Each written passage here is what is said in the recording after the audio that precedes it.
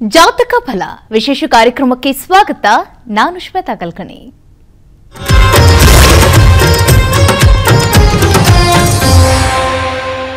ಜೀವನದಲ್ಲಿ ಕೆಲವೊಮ್ಮೆ ಅಧಿಕಾರ ಆಗಿರಬಹುದು, ಆಸ್ತಿ ಆಗಿರಬಹುದು, ಅಥವಾ ನಾವು ಪ್ರೀತಿಸಿದಂಥ ಅತ್ಯಮೂಲ್ಯವಾದಂಥ ವಸ್ತುನೇ ಆಗಿರಬಹುದು. ಕಳೆದು ಹೋದಂಥ ವಸ್ತುಗಳು ಮತ್ತೆ ಸಿಗಲು ನಾವೇನು ಮಾಡಬೇಕು? ಬದುಕಲ್ಲಿ ಯಾವುದೇ ಕೆಲಸಗಳು ಕೈಗೂಡುತ್ತಿಲ್ಲ ಅಂತಂದ್ರೆ ಅದಕ್ಕೆ ಪರಿಹಾರ ಏನು? ಜೊತೆಗೆ ಆಶ್ಲೇಷ ಬಲಿ, ಕಾರ್ತ್ಯ ವೀರಾರ್ಜುನ ಹೋಮದಿಂದ ಆಗುವಂಥ ಲಾಭಗಳೇನು? ಜೊತೆಗೆ ಮತ್ತೊಂದು ಪ್ರಮುಖವಾಗಿ ಕಾಡ್ತಾ ಇರುವಂತಹ ವಿಚಾರ ಅಂತಂದ್ರೆ ವಿವಾಹ ಸಂಬಂಧಿ ಸಮಸ್ಯೆಗಳಿಗೆ ಏನೆಲ್ಲ ಇದೆ ಪರಿಹಾರ ಅನ್ನೋ ಕುರಿತಾಗಿ ಸಾಕಷ್ಟು ವಿಚಾರವನ್ನ ಕಾರ್ಯಕ್ರಮದಲ್ಲಿ ತಿಳಿಸಿಕೊಡಲು ಖ್ಯಾತ ಜ್ಯೋತಿಷಿಯಾದಂಥ ಶ್ರೀ ವಿಠಲ್ ಭಟ್ ಕೆಕ್ಕಾರು ಅವರು ಕಾರ್ಯಕ್ರಮದಲ್ಲಿ ಭಾಗಿಯಾಗಿದ್ದಾರೆ. ಮೊದಲನೇದಾಗಿ ಅವರನ್ನ ಕಾರ್ಯಕ್ರಮಕ್ಕೆ ಸ್ವಾಗತಿಸಿಕೊಳ್ಳೋಣ. ಗುರುಜಿ, ಕಾರ್ಯಕ್ರಮಕ್ಕೆ ಸ್ವಾಗತ. ನಮಸ್ಕಾರ. ಗುರುಜಿ, ಮೊದಲನೇದಾಗಿ ವಸ್ತುಗಳಾಗಿರ್ಬೋದು, ಅಧಿಕಾರ ಆಗಿರ್ಬೋದು, ಮತ್ತು ಇನ್ಯಾವುದೇ ಒಂದು ವಿಚಾರ ಆಗಿರ್ಬೋದು, ಕಳೆದು ಹೋದಾಗ ಅದಕ್ಕೆ ಯಾವ ರೀತಿಯಾಗಿ ನಾವು ಅದನ್ನು ಪಡೆದುಕೊಳ್ಬೇಕು ಅನ್ನೋದಕ್ಕಿಂತ ಮುಂಚೆದಾಗಿ ಕಳೆದು ಹೋಗಲು ಮೊದಲೇ ಕಾರಣ ಏನು ಅಂತ. ಓಂ ಗಂ ಗಣಪತಗೆ ನಮಃ. ಓಂ ಗುಂ ಗುರುಭ್ಯೋ ನಮಃ. ಗುರವೇ ರಾಘವೇಂದ್ರಾಯ ಭಾರತೀಯತಗೆ ನಮಃ. ಗುರುಭ್ಯೋ ನಮಃ. ನೋಡಿ, ಬಹಳ ಜನರು ನೀವು ಬಹಳ ವಿಶೇಷವಾದಂಥ ಪ್ರಶ್ನೆಯನ್ನು ನೀವು ಕೇಳಿದ್ದೀರಿ. ಎಲ್ಲರೂ ಸಹ ನಿಮಗೆ ಗುರುಬಲ ಇದೆ, ಅದು ಸಿಗುತ್ತೆ, ಮತ್ತೊಂದೇನೋ ಬಲ ಇದೆ, ಇದು ಸಿಗುತ್ತೆ ಅಂತ ಹೇಳ್ತಾರೆ. ಬಟ್ ನಾವು ಕಳ್ಕೊಳ್ತಾ ಇದ್ದೀವಿ ಅಂದಾಗ ಕಳ್ಕೊಳ್ಳೋಕೆ ಏನು ಬಲ, ಅದು ಏನು ಕಾರಣ ಏನು ಅಂತ, ಏನು ಹೋಗಿದ್ದು ಸಿಕ್ಕೋಕೆ ಏನು ಮಾಡೋದನ್ನು ಆಮೇಲೆ ನೋಡೋಣ, ಹೋಗ್ತಾ ಇರೋದೇನಕ್ಕೆ ಅನ್ನುವಂಥ ಪ್ರಶ್ನೆ ಬರ್ತದೆ. ಅದಕ್ಕೆ ಹಲವಾರು ಕಾರಣಗಳಿರುತ್ತೆ. ಒಬ್ಬ ವ್ಯಕ್ತಿ ಅಧಿಕಾರವನ್ನು ಕಳೆದುಕೊಳ್ತಾನೆ. ಯಾವುದೋ ಒಂದು ಒಳ್ಳೆಯ ಅಧಿಕಾರ ಇದೆ ಅವನಿಗೆ, ಆ ಅಧಿಕಾರದಿಂದ ಅವನನ್ನು ಕೆಳಗಿಳಿಸಲಾಗ ಸಡನ್ನಾಗಿ ಅಧಿಕಾರವನ್ನು ಕಳ್ಕೊಳ್ತಾನೆ ಅಂತಂದರೆ ಅವನ ವೈಯಕ್ತಿಕ ಜಾತಕದಲ್ಲಿ ಅಧಿಕಾರವನ್ನು ಕೊಡುವಂಥ ಗ್ರಹದ ದಶೆನೋ ಆ ದೃಷ್ಟಿಯೋ ಆ ದಶೆನೋ ಏನೋ ಒಂದು ಮುಕ್ತಾಯ ಆಗಿರುತ್ತೆ, ತಕ್ಷಣ ಕಳ್ಕೊಂಡ್ಬಿಟ್ಟಿರ್ತಾನೆ. ಅಥವಾ ಕೆಲವರಿಗೆ ದೀರ್ಘಕಾಲಕವಾಗಿ ಯಾವುದೋ ಒಂದು ವಸ್ತುವನ್ನು ಇಟ್ಕೊಳ್ಳುವ ಯೋಗ ಇರ್ತದೆ, ಅದರ ಮಧ್ಯದಲ್ಲಿ ಬೇರೆಯ ಒಂದು ಪ್ರಭಾವದಿಂದ, ದುಷ್ಪ್ರಭಾವದಿಂದ ಅದನ್ನು ಕಳೆದುಕೊಳ್ಳುವಂತೆ ಆಗ್ಬಿಡುತ್ತೆ. ಅಂದರೆ ಬೇರೆಯ ಶಕ್ತಿಯ ಪ್ರಭಾವದಿಂದ, ಆ ಶಕ್ತಿ ಯಾವುದು ಬೇಕಾದ್ರೂ ಆಗಿದ್ದಿರಬಹುದು, ಮಾಟಮಂತ್ರದ ಶಕ್ತಿ ಆಗಿರಬಹುದು, ದೃಷ್ಟಿದೋಷ ಶಕ್ತಿ ಆಗಿರಬಹುದು, ಇವರ ವೈಯಕ್ತಿಕ ಜಾತಕದ ಶಕ್ತಿ ಆಗಿರಬಹುದು. ಕೆಲವಿಷ್ಟು ಈಗ ಗೋಚಾರ ಫಲವನ್ನು ನಾವು ಹೇಳಬೇಕಾದ್ರೆ ಬಹಳ ವಿಶೇಷವಾಗಿ ಮಾಸ ಭವಿಷ್ಯ ಇತ್ಯಾದಿ ನನ್ನ ಚಾನಲ್ ವಿಡಿಯೋಗಳು ಮಾಡಬೇಕಾದ್ರೆ ಹೇಳ್ತಿರ್ತೀವಿ. ಎಲ್ಲಿ ವ್ಯಯಾಧಿಪತಿಯ ಬಲ ಜಾಸ್ತಿ ಕಾಣ್ತದೆಯೋ ಅಲ್ಲಿ ಕಳೆದುಕೊಳ್ಳುವಿಕೆ ಜಾಸ್ತಿ ಆಗುತ್ತೆ. ದ್ವಾದಶ ಭಾವಗಳಲ್ಲಿ, ಜಾತಕದ ಕುಂಡಲಿಯಲ್ಲಿ ದ್ವಾದಶ ಭಾವಗಳು, ನಮ್ಮ ಲಗ್ನ ಅಥವಾ ನಮ್ಮ ರಾಶಿಯಿಂದ 12 ಮನೆಗಳು ಅಂತ ಎಣಿಸಿದಾಗ ನಮ್ಮ ರಾಶಿಯ ಹಿಂದಿನ ರಾಶಿಗೆ ಅಧಿಪತಿ ಯಾರು ಅಂತ ನೋಡ್ಕೊಳ್ಬೇಕು. ಈಗ ಮೇಷ ರಾಶಿಗೆ ಗುರು ವ್ಯಯಾಧಿಪತಿ ಆಗ್ತಾನೆ, ವೃಷಭಕ್ಕೆ ಕುಜ ವ್ಯಯಾಧಿಪತಿ ಆಗ್ತಾನೆ, ಮಿಥುನಕ್ಕೆ ಶುಕ್ರ ವ್ಯಯಾಧಿಪತಿ ಆಗ್ತಾನೆ. ಹೀಗೆ ವ್ಯಯಾಧಿಪತಿ ಯಾರು ಅಂತ ನೋಡ್ಕೊಂಡು ಆ ವ್ಯಯಾಧಿಪತಿಯ ಸಂಚಾರ ಎಲ್ಲಿರ್ತದೆಯೋ ಆ ತಿಂಗಳಲ್ಲಿ ಅವರು ಆ ಕ್ರಮವಾಗಿ ಕಳೆದುಕೊಳ್ತಾ ಹೋಗ್ತಾ ಇರ್ತಾರೆ ಅಂತ ಅರ್ಥ. ಈಗ ವ್ಯಯಾಧಿಪತಿ 8ನೇ ಮನೆಗೆ ಬಂದ್ಬಿಟ್ಟ ಅಂದ್ರೆ ಆರೋಗ್ಯವನ್ನು ಕಳ್ಕೊಳ್ತಾರೆ. ವ್ಯಯಾಧಿಪತಿ ಸಪ್ತಮಕ್ಕೆ ಬಂದ ಅಂತಂದ್ರೆ ದಾಂಪತ್ಯವನ್ನ ಅಥವಾ ವಿವಾಹವನ್ನ ಅಥವಾ ಸ್ನೇಹಿತರನ್ನ ಕಳೆದುಕೊಳ್ಳುವ ಸಾಧ್ಯತೆ ಇರ್ತದೆ. ಕಳೆದುಕೊಳ್ಳಬೇಕಂದ್ರೆ ಅವ್ರು ಜಗಳ ಮಾಡ್ಕೊಂಡು ದೂರ ಹೋಗ್ಬೋದು. ಅವ್ರು ಎಲ್ಲಿರ್ತಾರೆ, ಮಕ್ಕಳು ವ್ಯಯಾಧಿಪತಿ ಪಂಚಮಕ್ಕೆ ಬಂದ ಅಂದ್ರೆ ಮಕ್ಕಳ ವಿಚಾರದಲ್ಲಿ ಕಳ್ಕೊಳ್ತಕ್ಕಂಥದ್ದು, ಮಕ್ಕಳು ಜಗಳ ಮಾಡ್ಕೊಂಡು ಹೋಗ್ತಕ್ಕಂಥ, ಬೇರೆ ಏನೋ ಒಂದು ಸಮಸ್ಯೆಗೆ ಆಗ್ತಕ್ಕಂಥದ್ದು, 10ನೇ ಮನೆಯಲ್ಲಿದ್ದಾಗ ಕೆಲಸ ಕಳ್ಕೊಳ್ತಕ್ಕಂಥದ್ದು.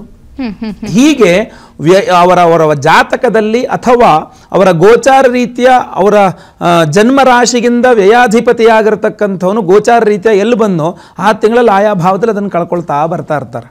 ಬಹಳ ಜನ ನನಗೆ ಹೇಳ್ತಾರೆ, ಗುರುಗಳೇ ನೀವು ಹೇಳಿದ್ರಿ ಮಾಸ ಭವಿಷ್ಯದಲ್ಲಿ, ನೀವು ಹೇಳ್ದಂಗೆ ಆಯ್ತು ರೀ, ನೀವು ಹೇಳ್ದಂಗೆ ಕಳ್ಕೊಂಬಿಟ್ಟಿರಿ ನಾನು ಅಂತ. ನಮ್ದೇನು ಬ್ರಹ್ಮತ್ವ ಇಲ್ಲ ಅಲ್ಲಿ. ಅವಾಗ ಆ ವ್ಯಯಾಧಿಪತಿಯ ಕಾರಣ ಕಂಡಿತ್ತು, ಅದನ್ನ ನಾವು ಹೇಳಿರ್ತೀವಿ ವಿಡಿಯೋದಲ್ಲಿ, ನಿಮ್ಗೆ ಇದನ್ನ ಕಳ್ಕೊಳ್ಳೋ ಯೋಗ ಇದೆ, ಹುಷಾರಾಗಿ ಇಟ್ಕೊಳ್ಳಿ ಹಂಗಾರೆ ಅಂತ. ನಾವು ಅವ್ರನ್ನ ಹೆದರಿಸೋದು ನಮ್ಮ ಉದ್ದೇಶ ಅಲ್ಲ, ಅಲ್ಲಿ ಕಾಣಿಸ್ತಾ ಇರ್ತದೆ ಹೋಗ್ತಕ್ಕಂಥದ್ದು ಅಂತ. ಸೊ ಅದರಿಂದ ಎಚ್ಚರಿಸುವಿಕೆ ಹಾಗೂ ಅದನ್ನು ಪುನಃ ಪಡ್ಕೊಳ್ಳೋದು ಹೇಗೆ ಅನ್ನುವಂಥದ್ದನ್ನು ತಿಳಿಸ್ಕೊಳ್ಳಬೇಕು. ಓಕೆ, ಹಾಗಾದ್ರೆ ಪುನಃ ಪಡೆದುಕೊಳ್ಳಬೇಕು ಅಂತ ಅಂದ್ರೆ ಏನ್ ಮಾಡ್ಬೇಕಾಗತ್ತೆ ನಮ್ಮ ವೀಕ್ಷಕರು? ನೋಡಿ, ದೇವತಾರಾಧನೆ ಅನ್ನೋದು ಇವಾಗ ಸಮಸ್ಯೆ ಅಂದಾಗ ನಾವು ಪರಿಹಾರವನ್ನು ದೇವತಾರಾಧನೆ ಮೂಲಕ ಹೇಳ್ತೇವೆ. ನಮ್ಮಲ್ಲಿ ಮೊದಲಿಂದ ಬಂದಿರತಕ್ಕಂಥ ಕ್ರಮ ಏನಪ್ಪಾ ಅಂತಂದ್ರೆ, ಯಾವುದೇ ವಸ್ತುವಾಗಲಿ ವ್ಯಕ್ತಿಯಾಗಲಿ ಅಧಿಕಾರ ಏನೇ ಆಗಲಿ ಕಳ್ಕೊಂಡಾಗ ಮತ್ತೆ ಪುನಃ ಅದನ್ನು ಪಡ್ಕೊಳ್ಬೇಕು ಅಂತಂದಾಗ ನಾವು ತೋರಿಸುವಂಥ ಮಾರ್ಗ ಯಾವುದಪ್ಪ ಅಂದರೆ ಕಾರ್ತ್ಯವೀರ್ಯಾರ್ಜುನನ ಆರಾಧನೆ. ಕಾರ್ತ್ಯವೀರ್ಯಾರ್ಜುನ ಮಂತ್ರ ಅಂತ ಒಂದು ಮಂತ್ರ ಬರ್ತದೆ. ಕಾರ್ತ್ಯವೀರ್ಯಾರ್ಜುನೋ ನಾಮ ರಾಜಾ ಬಾಹು ಸಹಸ್ರವಾನ್ ತಸ್ಯ ಸ್ಮರಣ ಮಾತ್ರೇನ ಹೃತಂ ನಷ್ಟಂಚ ಲಭ್ಯತೆ ಅಂತ. ಹೃತಂ ಅಂದ್ರೆ ನಿಮ್ಮ ಹತ್ರ ಯಾರೊಬ್ಬರು ಕದ್ಕೊಂಡು ಹೋಗಿದ್ದು ಅಥವಾ ಕಿತ್ಕೊಂಡು ಹೋಗಿದ್ದು. ಮೊದಲೆಲ್ಲ ಕಾಲದಲ್ಲಿ ಕಳ್ಳರೆ ಕಾಕರೆ ಕಿತ್ಕೊಂಡು ಹೋಗ್ಬೇಕು ಅಂತಿಲ್ಲ, ರಾಜನು ಕಿತ್ಕೊಂಡು ಹೋಗ್ತಿದ್ದೆ, ಕಿತ್ಕೋಬಾರ್ನಲ್ಲ ಅಂತ. ಹೃತಮ್ ಅಂದ್ರೆ ನಿಮ್ಮ ಹತ್ರ ಕಿತ್ಕೊಂಡು ಹೋಗಿದ್ದು ಅಥವಾ ಕದ್ಕೊಂಡು ಹೋಗಿದ್ದು ಎರಡೂ ತಗೋಬಹುದು. ಸರ್ ಒಳ್ಳೆ ಏನೋ ಯಾವುದೋ ಒಂದು ಬಂಗಾರದ ಚೈನು ಸರ್, ಬಂಗಾರದ್ದು ಕದ್ಕೊಂಡು ಹೋಗ್ಬಿಟ್ರು, ಮೊಬೈಲು ಕದ್ಕೊಂಡು ಹೋಗ್ಬಿಟ್ರು, ಮತ್ತೆ ನಾವು ಕದ್ಕೊಂಡು ಹೋಗ್ಬಿಟ್ರು ಅಂತ ಹೇಳ್ತಾರೆ. ಕದ್ಕೊಂಡು ಹೋಗ್ತಕ್ಕಂಥದ್ದು.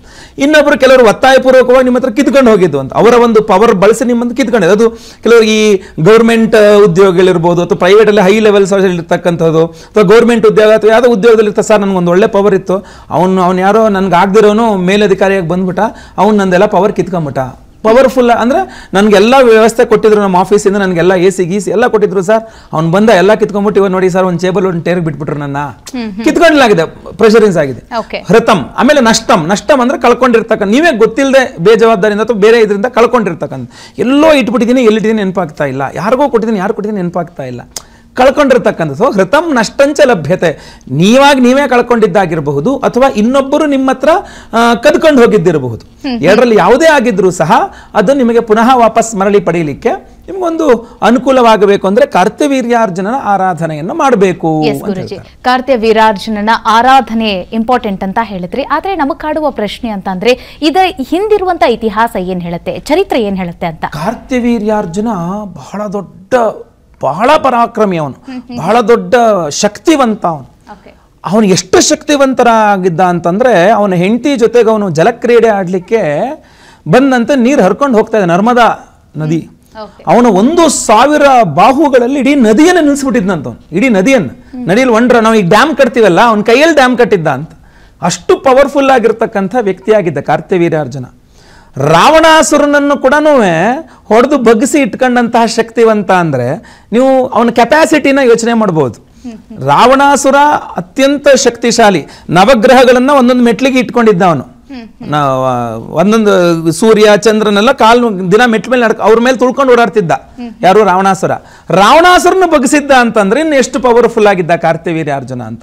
ಸೊ ಅವನನ್ನ ಆರಾಧನೆ, ಅವನ ಸ್ಮರಣೆ, ಅವನ ಒಂದು ಮಂತ್ರದ ಒಂದು ಪಠನೆ, ಆ ಜಪತಪಾದಗಳಿಂದ ನಾವು ಕಳ್ಕೊಂಡಿದ್ದನ್ನ ಪಡ್ಕೊಳ್ಳಬಹುದು ಅನ್ನುವಂಥದ್ದು ನಮ್ಮಲ್ಲಿ ಬಂದಂತ. ಹಾಗಾದ್ರೆ ಕಾರ್ತ್ಯವೀರ್ಯಾರ್ಜುನನು ಏನಾದ್ರೂ ಕಳ್ಕೊಂಡಿದ್ನಾ? ಹಾಗಾದ್ರೆ ಕಾರ್ತ್ಯವೀರ್ಯಾರ್ಜುನನ್ನ ಆ ಸಬ್ಜೆಕ್ಟ್ಗೆ ಕೊಟ್ಟಿದ್ದಾರೆ. ಅಂದ್ರೆ ಅವನು ಕಳ್ಕೊಂಡಿದ್ದು ಅಂತಲ್ಲ, ಅವನು ಕಳ್ಕೊಂಡಿದ್ದನ್ನ ಕೊಡುವ ಶಕ್ತಿ ಇದ್ದಾನೆ ಅಂತ. ಅವನು ಅಷ್ಟು ಬಲವಂತನಾಗಿದ್ದ ಅಂತ. ಯಾರು ಈಗ ಒಬ್ಬರ ಹತ್ರ ಯಾರು ಕಿತ್ಕೊಂಡು ಹೋಗ್ತಾರೆ? ಈಗ ಯಾರೋ ಒಬ್ಬರು ಬಲಶಾಲಿ ಆದಂತ ವ್ಯಕ್ತಿ ಇರ್ತಾನೆ, ಅವನ ಹತ್ರ ಯಾರು ಕಿತ್ಕೊಂಡು ಹೋಗಕ್ಕೆ ಸಾಧ್ಯ ಇದೆಯಾ? ಸಾಧ್ಯ ಇಲ್ಲ. ಯಾಕಂದ್ರೆ ಅವ್ನು ನೋಡ್ರೆ ಹೆದರಿಕೆ ಆಗುತ್ತೆ, ಮರ ಅವನರಿಂದ ಕದ್ಕೊಂಬರೋದು ಅಂತ ಹೇಳ್ತಾರೆ. ಸಿಕ್ಕಿಬಿದ್ರೆ ಅಷ್ಟೇ ಮುಗಿದೈತೆ ನನ್ನ ಕತೆ. ಯಾಕೆಂದ್ರೆ ಅವನ ಬಲ, ಆ ಬಲ ಅಷ್ಟಿದೆ, ಅವನು ಸವಾಸ ಬೇಡ ಮಾರಾಯ ಅಂತ. ಅಷ್ಟು ಶಕ್ತಿ ನಮಗೂ ಬೇಕಲ್ಲ, ಅವನ ಹತ್ರ ಆ ಶಕ್ತಿಯನ್ನು ಕೊಡು, ನಮ್ನ ಒಂಚೂರು ಕಾಪಾಡಪ್ಪ ಅಂತ ಕೇಳ್ಕೋಬಹುದು. ಈಗ ನಾವು ಕೇಳುವಂಥದ್ದು ಶಕ್ತಿವಂತರ ಹತ್ರ. ಸೊ ಅದರಿಂದ ಈ ಕಾರ್ತ್ಯವೀರ್ಯಾರ್ಜುನನ ವಿಶೇಷವಾಗಿ ಪ್ರಾರ್ಥನೆಯನ್ನು ಮಾಡಿಕೊಂಡು ನನಗೆ ಆ ಶಕ್ತಿಯನ್ನು ಕೊಡು, ಕಳ್ಕೊಂಡಿದ್ದನ್ನು ವಾಪಸ್ ಪಡ್ಕೊಳ್ಳುವ ಶಕ್ತಿ ಕೊಡು. ಯಾರೊಬ್ಬರು ಶತ್ರು ತರ ನನ್ನ ಕಾಡ್ತಾ ಇದ್ದಾರೆ, ಆ ಶತ್ರುವಿನಿಂದ ನನ್ನ ಎದುರಿಸ್ಲಿಕ್ಕೆ ಆಗ್ತಾ ಇಲ್ಲ ಅವ್ರನ್ನ. ಸೊ ಅದರಿಂದ ನನ್ನಿಂದರೆಲ್ಲ ಕಿತ್ಕೊಂಡು ತಗೊಂಡು ಹೋಗ್ತಾ ಇದ್ದಾರೆ ಅವರು. ಸೊ ಅದರಿಂದ ಅದನ್ನ ವಾಪಸ್ ಮರಳಿ ಕೊಡು ಅನ್ನುವಂಥ ಒಂದು ಪ್ರಾರ್ಥನೆಯನ್ನು ನಾನು ಮಾಡ್ಕೊಳ್ಳೋದು. ಅದ್ರ ಜಪ ನಾನು ಆಗ್ಲೇ ಹೇಳಿದ್ನಲ್ಲ, ಕಾರ್ತ್ಯವೀರ್ಯಾರ್ಜುನೋ ನಾಮ ರಾಜ ಬಾಹು ಸಹಸ್ರವಾನ್ ತಸ್ಯ ಸ್ಮರಣ ಮಾತ್ರೇನ ಹೃತಂ ನಷ್ಟಂಚ ಲಭ್ಯತೆ ಅಂತ ಆ ಜಪವನ್ನೇ ಮಾಡಿ ಇವತ್ತಿಗೂ ಸಹ ನಮ್ಮ ಈ ಉತ್ತರ ಕನ್ನಡ ಜಿಲ್ಲೆ ಈ ಕಡೆ ಎಲ್ಲ ಹಾಗೂ ಕೇರಳ ಕಡೆ ಈತೆಗಳೆಲ್ಲ ಏನಾದ್ರು ಕಳೆದೋಗಿದ್ದನ್ನು ವಾಪಸ್ ಪಡ್ಕೊಳ್ಳಿಕ್ಕೆ ಎಷ್ಟೋ ಜನ ಅದ್ರ ಜಪ ತರ್ಪಣ ಸಹಿತ ಅದ್ರ ಹೋಮ ಮಾಡಿಸ್ತಾರೆ. ಎಷ್ಟೋ ಅಧಿಕಾರ ಕಳ್ಕೊಂಡ್ರೆ, ಆರೋಗ್ಯ ಕಳ್ಕೊಂಡ್ರೆ, ವೃತ್ತಿ ಉದ್ಯೋಗವನ್ನ ಸ್ಥಾನಮಾನಗಳು ಕಳ್ಕೊಂಡ್ರೆ, ಭೂಮಿ ಇತ್ಯಾದಿಗಳು ಯಾರು ಮೋಸ ಮಾಡಿ ಕಿತ್ಕೊಂಡು ಹೋಗಿದ್ರೆ, ಏನೇ ಮಾಡಿದ್ರು ಕೂಡ ಕಾರ್ತ್ಯವೀರ್ಯಾರ್ಜುನನ್ನು ವಿಶೇಷವಾಗಿ ಆರಾಧನೆ ಮಾಡ್ತಾರೆ. ಮಾಡಿದಾಗ ವಾಪಸ್ ಪಡಿಲಿಕ್ಕೆ ಅನುಕೂಲ ಆಗ್ತದೆ. ಆರಾಧನೆ ವಿಚಾರಕ್ಕೆ ಅಂತ ಬಂದ್ರೆ ಯಾರೆಲ್ಲ ಆರಾಧನೆ ಮಾಡಬೇಕು ಮತ್ತೆ ಹೇಗೆ ಆರಾಧನೆ ಮಾಡಬೇಕು ಅಂತ ನೋಡಿ. ಒಂದು ಇದು ಆಕ್ಚುಲಿ ಪ್ರಿಕಾಷನರಿ ಸ್ಟೆಪ್ ಅನ್ನೋ ಲೆಕ್ಕದಲ್ಲಿ ಬರಲ್ಲ. Precaution is better then cure ಅಂತ ನಾನು ಹೇಳ್ತಾ ಇರ್ತೀನಿ ಯಾವಾಗಲೂ. ಏನೋ ಸಮಸ್ಯೆ ಆಗೋಕ್ಕಿಂತ ಮುಂಚೆನೇ ಇದನ್ನ ಮಾಡ್ಕೊಂಬಿಡಿ ಅಂತ. ಇದು ಹಂಗಲ್ಲ, ಇದು ಆಫ್ಟರ್ ಏನು ಸಮಸ್ಯೆ ಆಗೋದ್ಮೇಲೆ ಮಾಡುವಂತ ಆಪರೇಷನ್ ಇದು. ಕಾರ್ತ್ಯವೀರ್ಯಾರ್ಜುನ ಆರಾಧನೆ ಯಾವಾಗ ಅಂತಂದ್ರೆ ಸಮಸ್ಯೆ ಆಗೋಗಿದೆ, ಕಳೆದು ಹೋಗಿದೆ, ಮತ್ತೆ ವಾಪಸ್ ಬರ್ಲಿಕ್ಕೆ ಏನಾದ್ರು ಒಂದು ಅವಕಾಶ ಇದೆಯಾ ನೋಡಿ, ಇದ್ರೆ ನಮ್ಗೆ ಇದೊಂದು ವ್ಯವಸ್ಥೆ ಮಾಡಿಕೊಡಿ ಅನ್ನೋ ರೀತಿಯಲ್ಲಿ ಕೊಡುವಂತ ಒಂದು ಆಪ್ಷನ್ ಇದು. ಸೊ ಯಾರು ಬೇಕಾದ್ರೂ ಮಾಡಬಹುದು, ಗಂಡು ಮಕ್ಕಳು, ಹೆಣ್ಣು ಮಕ್ಕಳು, ವಯಸ್ಸರು, ಯಾವ ಜಾತಿ ಈ ಜಾತಿ ಆ ಧರ್ಮ ಏನೂ ಇಲ್ಲ, ಯಾರು ಬೇಕಾದ್ರೂ ಕಾರ್ತ್ಯವೀರ್ಯಾರ್ಜುನನ ಆರಾಧನೆ ಮಾಡಿದ್ರೆ ಅವ್ರು ಕಳ್ಕೊಂಡಿದ್ದು ವಾಪಸ್ ಪಡ್ಕೊಳ್ಬಹುದು. ಈ ಕಳ್ಕೊಂಡಿರ್ತಕ್ಕಂಥದ್ದು ಯಾವುದು, ಯಾವ ರೀತಿ ಅನ್ನೋಂಥದ್ದು ಇಂಪಾರ್ಟೆಂಟ್. ಯಾವುದೋ ಒಬ್ಬ ವ್ಯಕ್ತಿ ಈ ಪ್ರಪಂಚದಲ್ಲೇ ಇಲ್ದಿರೋ ವ್ಯಕ್ತಿ ಅಂದ್ರೆ ಅವ್ನು ಮುಕ್ತಾಯ ಹೋಗಿ ಸತ್ತೋಗಿದ್ದಾನೆ, ಅವನು ಜಪ ಮಾಡ್ರೆ ಹೆಂಗೆ ಬರ್ತಾನೆ, ಅದು ಬರಲ್ಲ. ಅಂದ್ರೆ ಪ್ರಾಕ್ಟಿಕಲಿ ಯಾವುದು ಸಾಧ್ಯವೋ, ಯಾರೊಬ್ರು ಜಗಳ ಮಾಡ್ಕೊಂಡು ಹೋದ್ರು, ಇವರು ಅವತ್ತೇನೋ ಸಿಟ್ಟಿತ್ತು, ಇವರು ಜಗಳ ಮಾಡಿಬಿಟ್ರು, ಅವರು ಜಗಳ ಮಾಡ್ಕೊಂಡು ಹೋಗ್ಬಿಟ್ರು, ಈಗ ಇವರಿಗೆ ಬುದ್ಧಿ ಬಂದಿದೆ, ಇಲ್ಲ ನನ್ಗೆ ಆ ವ್ಯಕ್ತಿ ವಾಪಸ್ ಬೇಕು, ಅಂದ್ರೆ ಈಗ ಏನಾಗುತ್ತೆ, ಎರಡು ರೀತಿಯಲ್ಲಿ ನೋಡಿ, ಸಾತ್ವಿಕ ಆರಾಧನೆ, ತಮೋಗುಣ ಪ್ರಧಾನ ಆರಾಧನೆ ಅಂತ. ಈ ತಮೋಗುಣ ಪ್ರಧಾನ ಆರಾಧನೆ ಅಂದ್ರೆ ಏನಾದ್ರು ಮಾಟ ಮಂತ್ರ ಮಾಡಿಸಿ ಅವ್ನು ವಾಪಸ್ ನನ್ನ ಕೈಲಿ ಬಂದ್ಬಿಡ್ಲಿ ಅಂತ ನೋಡೋದು, ಅದು ತಪ್ಪು. ಅದು ಯಾವತ್ತಿಗೂ ಕೂಡ ತಪ್ಪೇ, ಅದು ಕೆಟ್ಟದ್ದು. ಯಾಕಂದ್ರೆ ಅವ್ರಿಗೂ ತಪ್ಪೇ, ಇವ್ರಿಗೂ ಸಮಸ್ಯೆನೇ ಅದು. ಸೊ ಇದು ಸಾತ್ವಿಕವಾಗಿ ಒಂದು ಆರಾಧನೆ. ಸಾತ್ವಿಕ ಆರಾಧನೆಗಳಲ್ಲಿ ಬೇರೆ ಬೇರೆ ಬೇರೆ ಬೇರೆ ರೀತಿಯ ದೇವತಾ ಆರಾಧನೆಗಳು ಬರುತ್ತೆ. ಸೊ ಆ ದೇವತಾ ಆರಾಧನೆಗಳಲ್ಲಿ ಈ ಕಾರ್ತಿವೀರ್ಯಾರ್ಜುನನು ಒಂದು. ಅಂದ್ರೆ ಯಾವುದೋ ಒಂದು ಅಧಿಕಾರ ಹೋಯ್ತಲ್ಲಪ್ಪ ಭಗವಂತ ಅಂತ ಬೇಜಾರಾಗುತ್ತೆ. ಕಾರ್ತಿವೀರ್ಯಾರ್ಜುನ ಆರಾಧನೆ ಮಾಡಿದ್ರೆ ಅದೇ ಅಧಿಕಾರವೋ ಅಥವಾ ಅದ್ರ ಸಮಾನವಾದ ಇನ್ನೊಂದು ಅಧಿಕಾರವನ್ನು ಅವನು ಕೊಡಿಸುವಂತಹ ತಾಕತ್ತನ್ನು ಇಟ್ಕೊಂಡಿದ್ದಾನೆ ಕಾರ್ತಿವೀರ್ಯಾರ್ಜುನ. ಸೊ ಅದರಿಂದ ಆ ಆರಾಧನೆಯನ್ನು ಮಾಡಬೇಕು. ಸಾಕಷ್ಟು ತಂತ್ರಜ್ಞಾನ ಮುಂದೆ ಹೋಗಿದೆ. ಇವತ್ತು ಕುಂತಲ್ಲೇ ನಾವು ಎಲ್ಲ ಹುಡುಕುವಂತಹ ಪರಿಸ್ಥಿತಿನೂ ಕೂಡ ಎದುರಾಗಿದೆ. ಅಂತಹ ಪರಿಸ್ಥಿತಿ ಇದೆ ಇವಾಗ. ಈಗ ಒಂದು ಆರಾಧನೆ ಮಾಡಿಬಿಟ್ರೆ ನಮಗೆ ಕಳೆದು ಹೋಗಿರೋ ವಸ್ತುಗಳು, ಕಳೆದು ಹೋಗಿರುವ ಅಧಿಕಾರ ಸಿಕ್ಕಿಬಿಡುತ್ತಾ ಅನ್ನುವಂಥದ್ದು ಮೂಢನಂಬಿಕೆ ಅಂತಲೂ ಕೂಡ ಕೆಲವರು ಹೇಳ್ತಾರೆ. ಇದಕ್ಕೇನು ಹೇಳ್ತೀರಾ? ನೋಡಿ, ಕೆಲವರನ್ನ ನಾವು ಸರಿ ಮಾಡೋಕ್ಕಾಗಲ್ಲ. ನಾವು ಹೇಳೋದನ್ನ ಹೇಳಬೇಕು, ತಗೊಳ್ಳೋರು ತಗೊಳ್ತಾರೆ, ಬಿಡೋರು ಬಿಡ್ತಾರೆ. 1ನೇ ಪಾಯಿಂಟ್. 2ನೇ ಪಾಯಿಂಟು ಅನುಭವ ವೇದ್ಯ ಅಂತ ಕೆಲವಿಷ್ಟಿರುತ್ತೆ. ಈಗ ನಾವು ಈಗೊಂದು 6 ತಿಂಗಳ ಹಿಂದೆ ಇರಬೇಕು ಬಹುಶಃ, ಅಥವಾ 4-5 ತಿಂಗಳ ಹಿಂದೆ ನಮ್ಮ ಯಾಗಶಾಲೆಯಲ್ಲಿ ಕಾರ್ತಿವೀರ್ಯಾರ್ಜುನ ಹೋಮವನ್ನು ಮಾಡಿದ್ವಿ. ಈಗಲೂ ಸಹ ಮುಂದೆ ಮತ್ತೆ ಡಿಸೆಂಬರ್ 26ಕ್ಕೆ ಮತ್ತೆ ಮಾಡ್ತಾ ಇದ್ದೇವೆ ನಮ್ಮ ಯಾಗಶಾಲೆಯಲ್ಲಿ. ಇದೇ ಕಾರ್ತಿವೀರ್ಯಾರ್ಜುನ ಹೋಮವನ್ನೇ ಮಾಡ್ತಾ ಇದ್ದೇವೆ. ಈ ಹಿಂದೆ ಮಾಡಿದಾಗ ಎಷ್ಟು ಜನ ಕಮೆಂಟ್ ಮಾಡಿದ್ರು ಅಂದರೆ, ಗುರುಗಳೇ ನಾನು ಕಳ್ಕೊಂಡಿದ್ದೆ ಯಾವುದೋ ಒಬ್ಬ ಒಂದು ಅಧಿಕಾರ ನಂಗೆ ವಾಪಸ್ ಬಂತು, ನನಗೆ ಉದ್ಯೋಗ ವಾಪಸ್ ಸಿಕ್ತು, ನನ್ನ ಫ್ರೆಂಡ್ ವಾಪಸ್ ಬಂದರು, ನನ್ನ ಲೈಫಲ್ಲಿ ವಾಪಸ್ ಬಂದರು, ನಂದೇನೋ ಒಂದು ವಸ್ತು ಕಳೆದೋಗಿತ್ತು ಮತ್ತೆ ಸಿಕ್ತು, ನನ್ನ ಬಂಗಾರ ಕಳೆದೋಗಿತ್ತು ಸಿಕ್ತು. ಎಷ್ಟೋ ಕಮೆಂಟ್ಸ್ ಅದನ್ನ ನನ್ನ ಹುಡುಕೊಂಡು ಬಂದಿದ್ದಾರೆ.